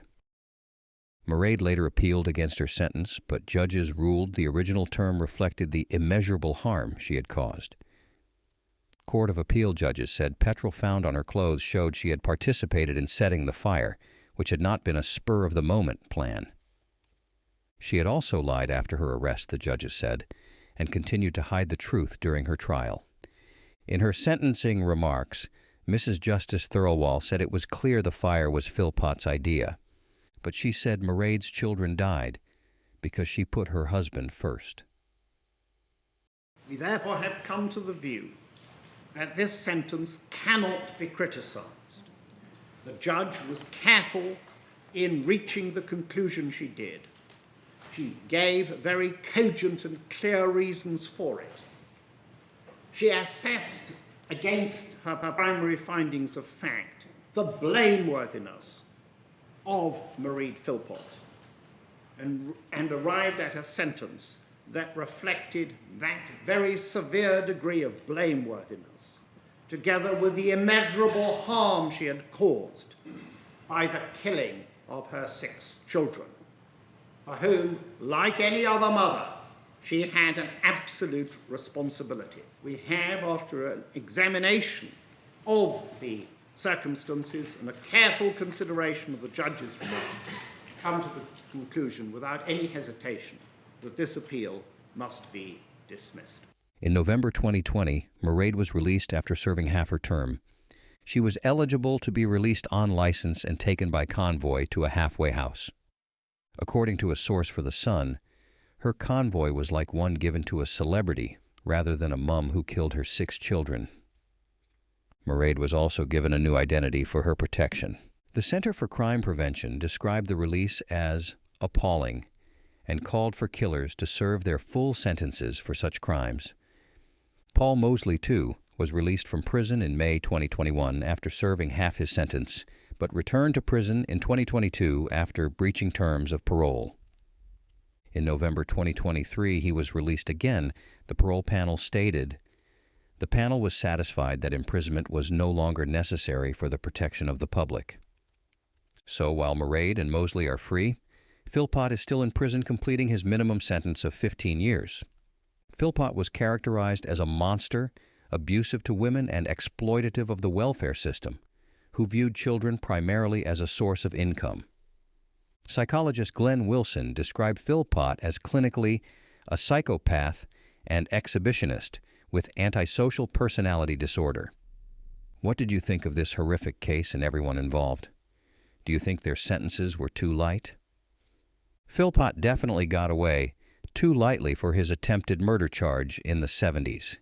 Do you think these deaths were preventable had the justice system been harsher back then? On December 19, 2001, the body of 4-year-old Zachary Longo was found in Lint Slough, Oregon, when it washed up on the shore of the Alsea River. Zachary had been drowned to death, as had his sister, 3-year-old Sadie, who was found a mile offshore in the Pacific Ocean. His mother, younger sister Madison, and his father, Christian Longo, were nowhere to be found. Today, we're going to unpack the twisted story of the Longo family, a family that was bound together by religious conviction, and that was ended brutally by a narcissist who could, quite literally, only think of himself. Christian Longo was born Christian Michael Stewart on January 23, 1974, to Joy and Stephen Stewart. He spent the first 4 years of his life in Iowa, where he was constantly terrorized by his alcoholic father. The abuse extended to Joy as well, who was just a teenager by the time her first son was born. She eventually had another son with Stephen, whom she named Dustin. This might have made things even worse in the already tense household, with Stephen's violent rage making Joy feel unsafe in her own home. Ultimately, she decided to leave him and got a job at Target to support herself and the kids. Life as a single mother couldn't have been easy for her, but things started to get better when she met a man named Joe Longo. They both worked at Target, and Joe seemed to take an instant liking to the kids. Not long after, he proposed to Joy and adopted Christian and Dustin as his own. Things got quiet for a time after that. Joe was promoted to district manager, and Joy was able to spend more time with her children. But during the years that her oldest son had spent by himself, either hiding from his abusive father or waiting for his mother to come home from her full-time job, something festered inside Christian Longo's mind. He came to be obsessed with appearances, insisting that people only ever see the best side of him. And if he didn't really have anything good to show the world, he wasn't afraid to lie and cheat his way to getting those status symbols he'd always desired. A major change came to the Longo household when Joy received a visit from Jehovah's Witnesses. Up until that point, she'd been a lapsed Catholic with no intention of going back to church, and she'd raised her boys accordingly as well. However, something about the message brought to her by these door-to-door proselytizers resonated with her, and she decided to become a Jehovah's Witness herself. Joe seemed to be all for embracing religion, and pretty soon the kids were being taught to live according to the ways of Jehovah's Witnesses as well. Part of this meant that they couldn't really associate with non-Jehovah's Witnesses, something that may have increased the sense of isolation that Longo felt from the outside world. But at the same time, Longo found himself entranced by the charismatic way of speaking he witnessed at the Jehovah's Witness gatherings he attended. It's possible that this inspired his ability to instantly switch on the charm later on in life, an ability that would get him into more trouble than you could imagine and put him on a path that would lead to unspeakable violence. For now, though, Christian Longo was just a regular teenager, or at least seemed like one, and just like any teen, he wanted to start dating. Unfortunately, his parents made this pretty difficult for him. Mary Jane Baker was born on April 25, 1967, in Ann Arbor, Michigan. Unlike her future husband, she came from a big family, although the couple would eventually bond over being the children of divorced parents. Jim and Susan Baker divorced in 1973, when Mary Jane was 7 years old, a split that was potentially caused by Susan's sudden conversion to Jehovah's Witness. Jim apparently didn't agree with this new religious lifestyle, and the couple parted ways. Mary Jane decided to follow her mother into the Jehovah's Witness way of life, and by the early 90s, she was working as a secretary at the dental school at the University of Michigan. There weren't that many Jehovah's Witnesses, at least back then. It was a very tightly knit community, and as a result, the arrival of a new Jehovah's Witness family was a bit of an event. That's exactly what happened when the Longos moved to nearby Ypsilanti, Michigan in 1990. Joe had just gotten promoted to regional manager, which meant moving all the way from Iowa to Michigan. The family quickly integrated into the local community and attended Kingdom Hall meetings as often as they could. It was at one of these meetings that Mary Jane met Christian and started to fall for him. By the time Christian met Mary Jane, he'd become more isolated than ever before. The conversion to Jehovah's Witness had greatly limited his social circle, and moving to a different state meant that any friends he'd had since childhood had been left behind. To make things worse, Christian wasn't even going to school like other teenagers, since his parents preferred to homeschool him to keep him away from the rest of the world's corrupting influence. It bears mentioning that Mary Jane was 25 years old when she met Christian, who was 18 years old at the time. Despite the age gap, the two felt like they were meant to be together.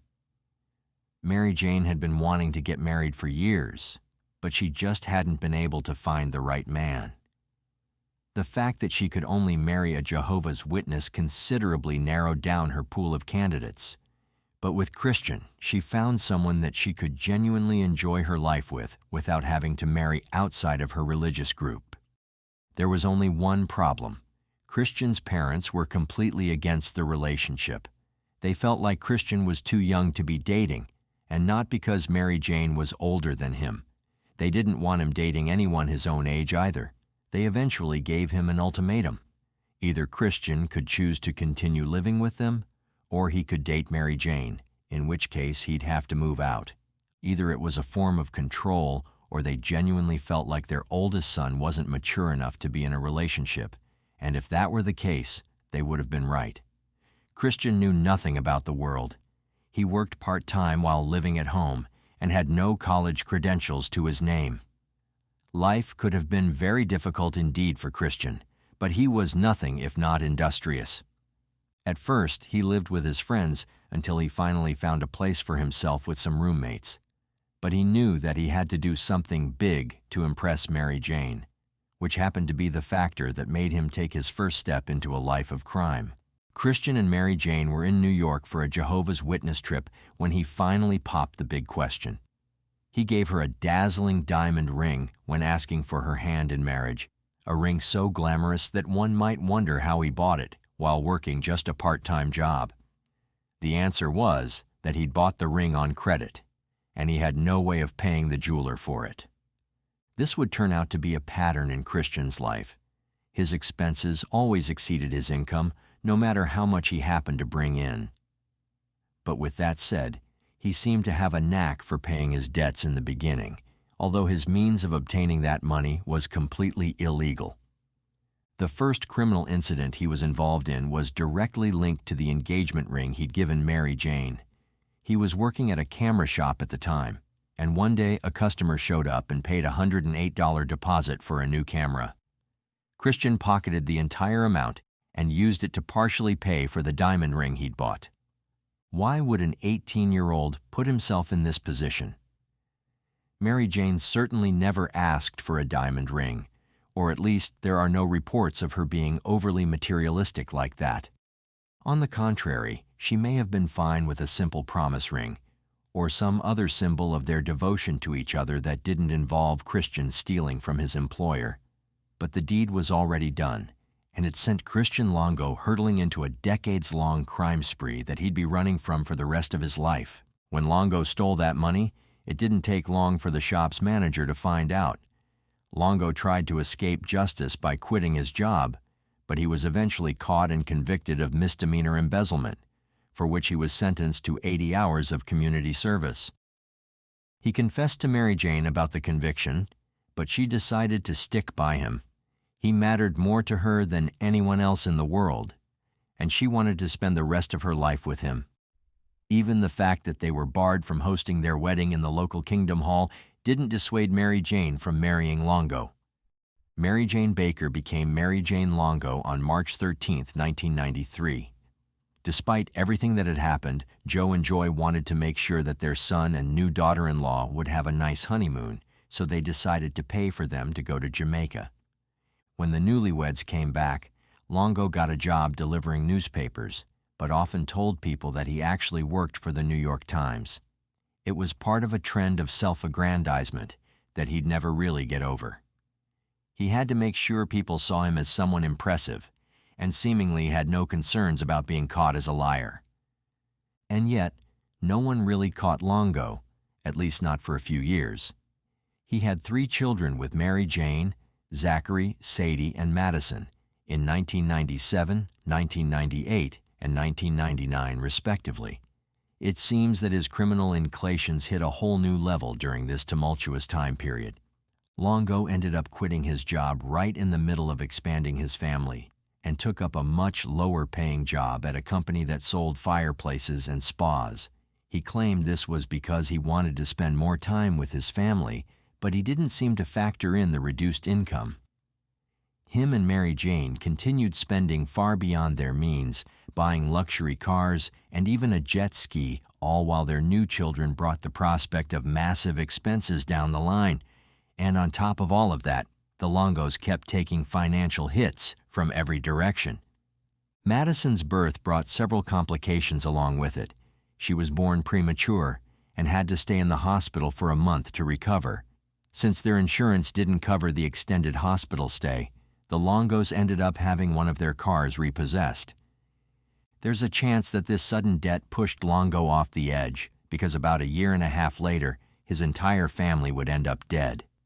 At the turn of the millennium, Longo founded Final Touch Construction Cleaning, a company that he'd conduct massive fraud through over the next year. This may have been an attempt at regaining the financial status he'd lost after the massive medical debt he had to pay back, something that also resulted in Mary Jane's car getting repossessed. The fact that his neighbors had seen one of his cars getting towed likely gnawed at Longo's pride. He had to control the narrative however he could, and show people that he could get his wife a car whenever he wanted to. He accomplished this by creating a fake driver's license. One of the things that Longo had splurged on was a computer, scanner, and printer, all of which were quite rare back then. He used these to print a fake driver's license with the name Jason Fortner, and after getting it laminated, he headed to a nearby car dealership.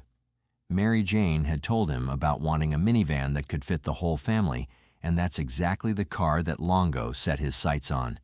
He gave the person at the front desk the fake ID to photocopy, got into the car for a test drive, and never came back. His other vehicle had a vanity license plate which was registered to his name but not to a specific vehicle.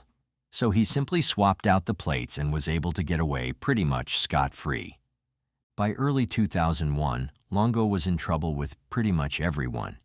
He'd written back checks, failed to pay workers' comp to an injured employee, and even defrauded his own parents by forging Joe's signature on a credit card. He had lawsuits and potential criminal charges to deal with.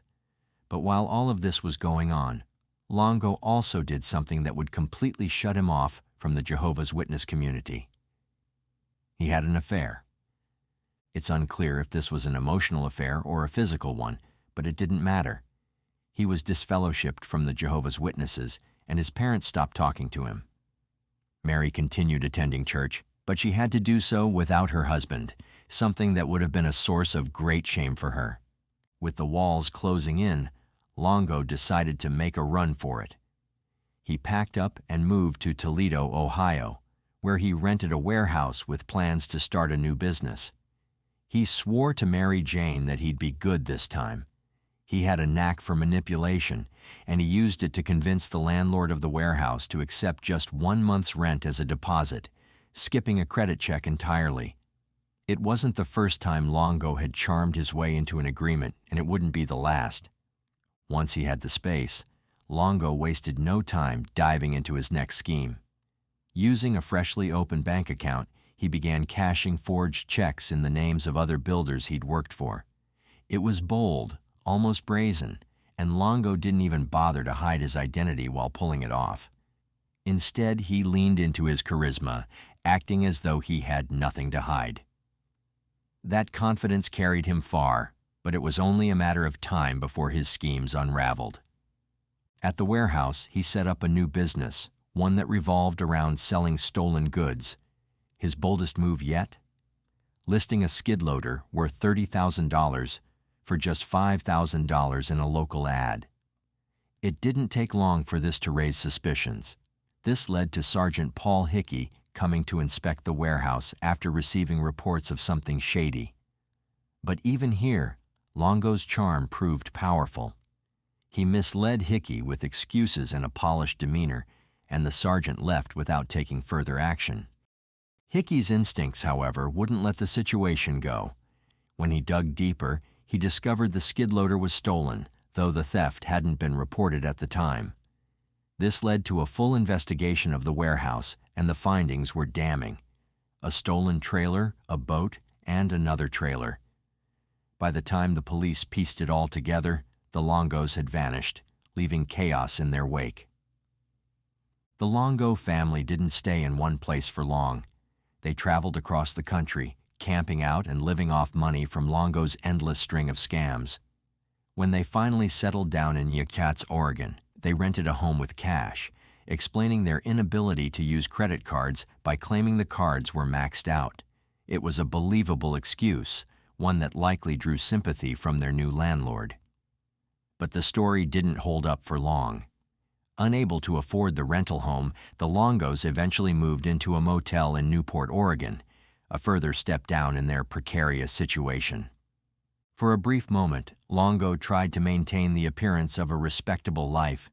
He landed a part-time job at Starbucks, relying on his charm to secure the position despite having no prior experience. He even managed to snag a promotion to full-time, all while spinning an elaborate lie about working for Quest Communications to bolster his image. As if that wasn't enough, he went on to rent a condo in Newport, despite having no realistic way to pay for it. That's when he decided to end things with his family once and for all. Chris felt that his life would be much easier if he didn't have a family to take care of. In November of 2001, he decided to kill them. He began with Mary Jane, who he strangled her in cold blood, along with their 2-year-old daughter, Madison.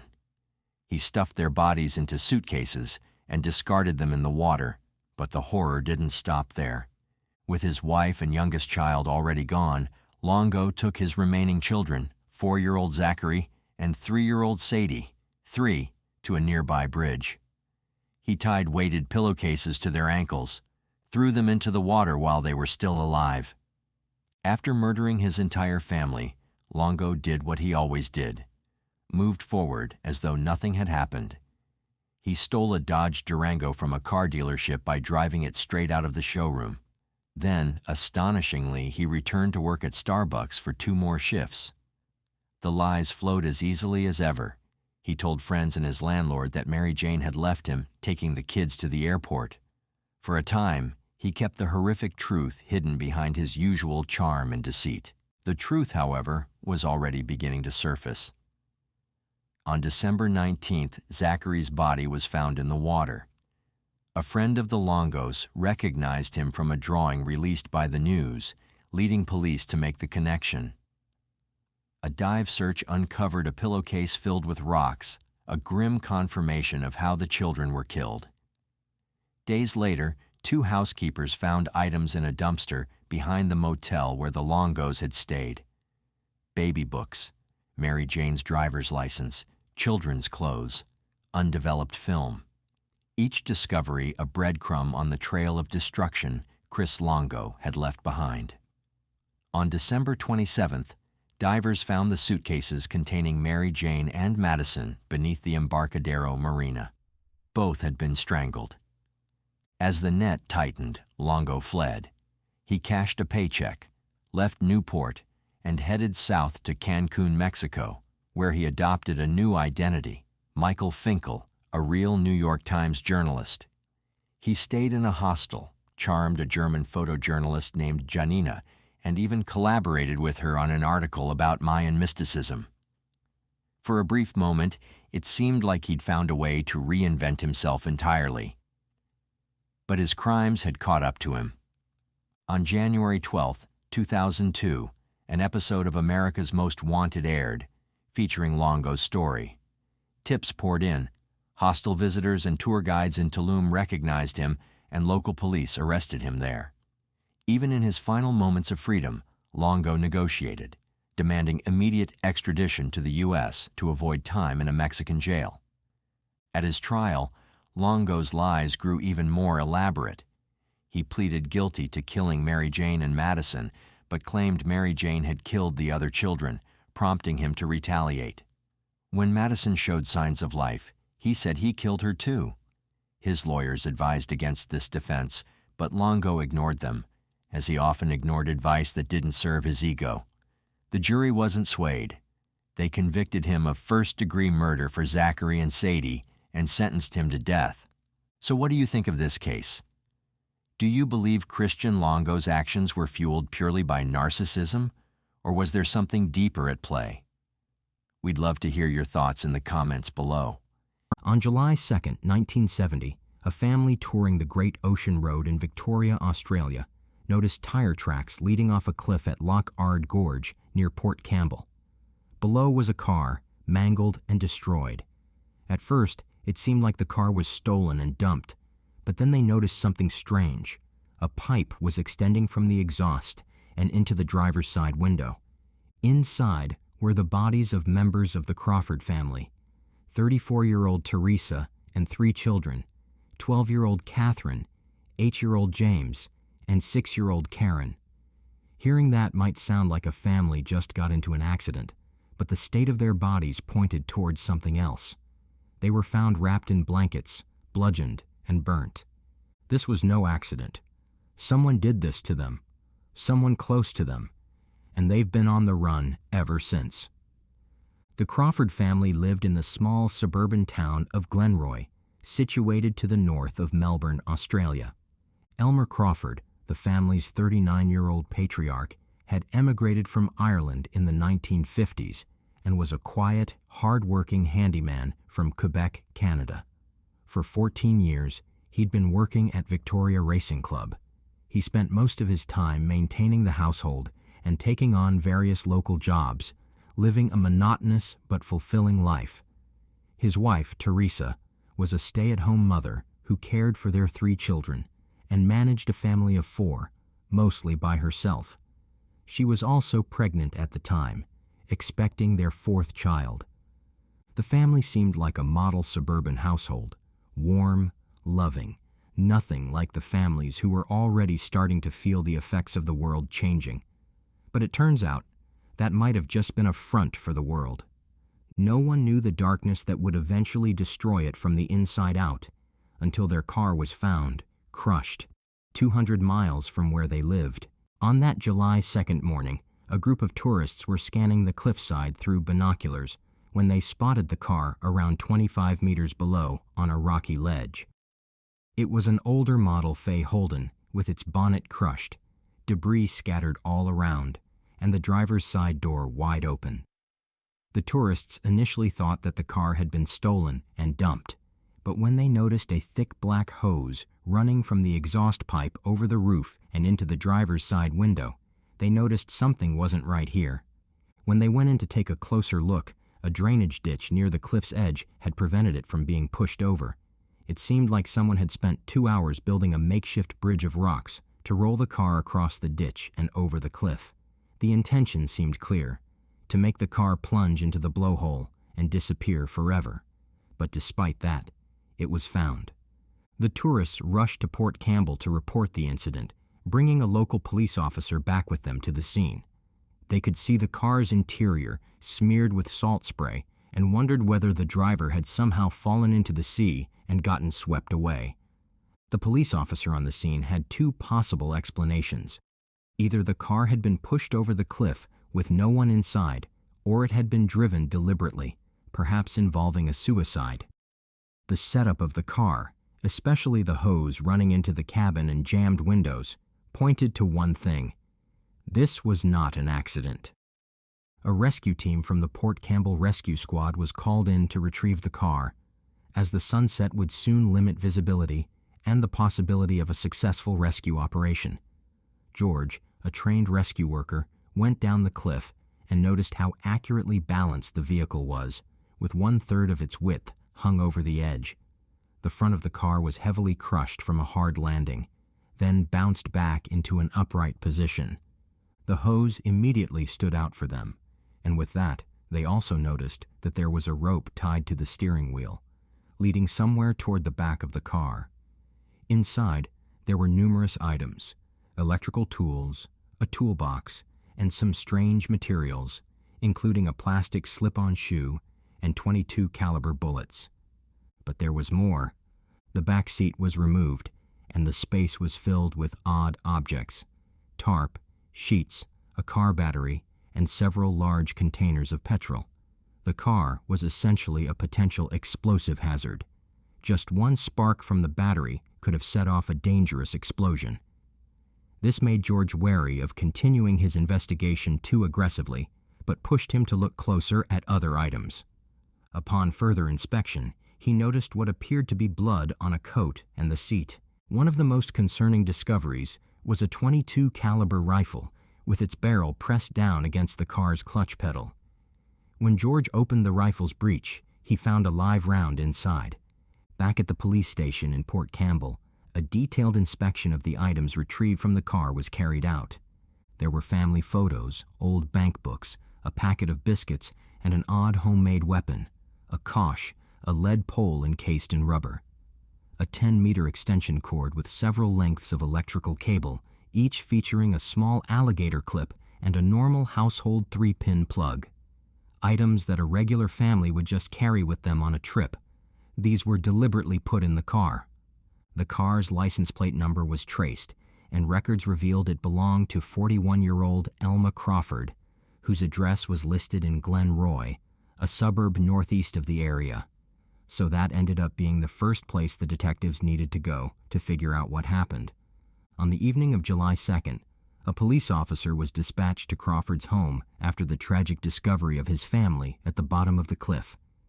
It was a single-story brick house with a caravan parked on the front lawn, a somewhat regular family residence. Upon arriving, the officer knocked on the door but received no response. He then saw that the windows were all dark, but nothing appeared to be out of the ordinary, except for the fact that the house was empty. His suspicion was confirmed when he went to the electrical meter box outside, where the officer discovered a small jar of coins, and it looked like it had likely been there all day. This suggested that no one had been home since the morning. The meter disc was still, meaning no electricity had been used during the day. All this hinted that Crawford had not been at home for several hours. With his whole family missing, this was even more concerning. He should have been spreading the word, looking for them, but he was just gone. The only way this made sense was if he was the one behind it all. But the investigators had no idea what they were in for. From the moment the police started piecing together the clues found in and around the vehicle, it became clear this didn't just happen. The way the car was positioned, and all the disturbing objects that were found at the scene, especially the hoses and the blood, meant that all this was planned. As the investigation moved forward, officers concluded that there was a connection between the crime scene and Crawford's life. It all started to come together. As detectives dug into Crawford's personal life, they found signs that greed might have been the reason behind the murders. Crawford and his wife had changed their will just days before the murders. The new wills said that if something were to happen, Crawford would inherit everything the family had, no questions asked. So, the timing of it all was extremely suspicious. The investigators also came across an unfinished letter Therese wrote to her family about her fourth pregnancy and how she was upset over it. Alongside the letter, police discovered a newspaper article about abortion. The couple didn't really want the fourth child, but she was already too far along. With all the other things that stood out, detectives also found items stolen by Crawford from his previous employer and evidence that he had been selling stolen goods for years. That's how he actually made his money. Being a handyman was just something he did to get his foot through the door. Crawford's financial history showed signs of stress, and witnesses remembered times when he acted erratically, showing anger and resentment toward his wife and kids. With the will changes and growing suspicions about financial motives, the pieces began to fit. It all pointed to him. This was a man who had planned this moment, knowing exactly what it would cost to erase his family, and it wasn't for the faint of heart. Crawford knew what he needed to do had to be done as quietly as possible, so he made an electrocution device using a 15-meter electrical lead fitted with alligator clips, which he would later attach to his victims' bodies to deliver fatal electric shocks. It was going to be quick, easy, and effective, but also brutal. Crawford's first victim was his wife, Therese. He connected the alligator clips to her ears while she was asleep, rigging up the electrocution device to administer a deadly shock. The shock did exactly what he had intended. The electrical lead, alligator clips, and signs of the shock made it clear that her death was intentional. After killing his wife, Crawford turned on his daughters. His youngest, Karen, was bludgeoned to death with a hammer he took from the family car. Karen's murder was quick but brutal, totally the opposite from the cold electrocution of his wife. His attack on her showed how far Crawford had fallen into madness. Next, Crawford targeted his older children, Catherine and James. He used the same electrified device on them, just as he had with their mother. By the time he killed his children, Crawford had become completely desensitized to the horror he was committing. Forensic reports revealed that he executed the murders without any sign of panic. He planned every step of the killings, showing a complete lack of emotion. After Crawford killed his wife and 3 children, he took careful steps to hide the evidence and mislead the police. The first step was to get the bodies as far away from the house as possible. So, he wrapped them all in blankets, put them in the car, and drove 120 miles away to Port Campbell. That way, the car wouldn't immediately get him in trouble. To cover his tracks, he attached a hose to the exhaust pipe, shoved it through the driver's side window, and made it look like Mrs. Crawford had killed her children before taking her own life. As he pushed the car off the cliff, Crawford didn't see the rocky ledge just 16 meters below, where the car ended up resting. Believing he'd done what he came to do, he made his way back home. How exactly he got back to Glenroy isn't clear, but it's possible he hitched a ride or used a small scooter he had hidden in the trunk with the bodies. Police think he killed his family and tried to get rid of the bodies sometime between sunset on July 1st and the early hours of July 2nd. Sightseers first spotted the car hovering on the edge of the blowhole at 1:30 p.m. on July 2nd. Crawford was seen in his driveway at 5:50 p.m. that day. Officer John McCarty was sent to his home at 6:20 p.m. after a check revealed the car belonged to Crawford. The car hadn't been searched yet because it was dangerous and needed special equipment. The evidence suggests Crawford was inside the house cleaning blood when Officer McCarty knocked. There was a bottle of cleaner, bubbling up, left in the middle of the house. The officer got no answer, so since it was just a routine visit, he left and went back to the station. It's believed this is when Crawford gave up on his plan to make it look like his wife and kids had left him and decided to run away himself. Later that night, at 10 p.m., Officer McCarty returned to the house after hearing there was a rifle in the car and blood on the seats. This time, he and another officer forced their way inside. They found blood-stained sheets and mattresses. The homicide squad was called in, and plans were made to search the car the next morning. Cliff Rescue volunteers George Cumming and Cecil Bergen were lowered down to secure the car and prevent it from falling into the sea. As they started searching, this was when they found the bodies wrapped in bed sheets. Detective Adrian Dunhue, who would later become head of the Major Crime Squad, was at the top of the cliff that day. He was the first to realize just how brutal the crime was, a crime that would haunt Victoria's police for generations. Crawford used the electrocution device on his family, making the deaths seem like an accident or even a failed suicide. The unusual method of death would confuse the investigation, especially since the bodies weren't found right away. The electrical tools in the car could easily be mistaken for personal belongings, further misleading authorities. After hiding the bodies, he left the house looking normal so the wellness check team wouldn't think anything suspicious was going on. But that plan backfired because he had already fled. Once Crawford had hidden the bodies and covered up the evidence, he seemed to disappear completely, almost as if he had been murdered himself. In the days after the crime, investigators realized that Crawford had not only left the house, but had also cut off all ties to the outside world. Authorities tried to locate Crawford by looking into his finances, phone records, and travel history. But Crawford had planned everything. He didn't make any large purchases or withdraw money. His accounts remained inactive, and there were no flight bookings or travel routes that could help the authorities find him. What made the investigation into this case even harder was that Crawford stopped all communication with his family, friends, and acquaintances. No one received letters or phone calls from him. Crawford was trying to erase all evidence that he had ever existed. His ability to avoid being caught by the authorities left his family, the public, and those who knew him wondering how someone could disappear so easily. Some believed that Crawford might have planned his escape in advance, with the murders being the final step in his plan. There were rumors that Crawford may have fled to a new identity or a place where no one knew him. Investigators followed leads in distant cities, rural areas, and even neighboring countries. Alerts were sent out, but no one found any clues to his whereabouts. Former homicide detective Adrian Dunhue reported that 3 people saw Crawford walk to his gate and look around, and he thinks this sighting suggests Crawford was inside the house when the officer came in for the wellness check. Despite multiple attempts, the search for Crawford seemed to go cold.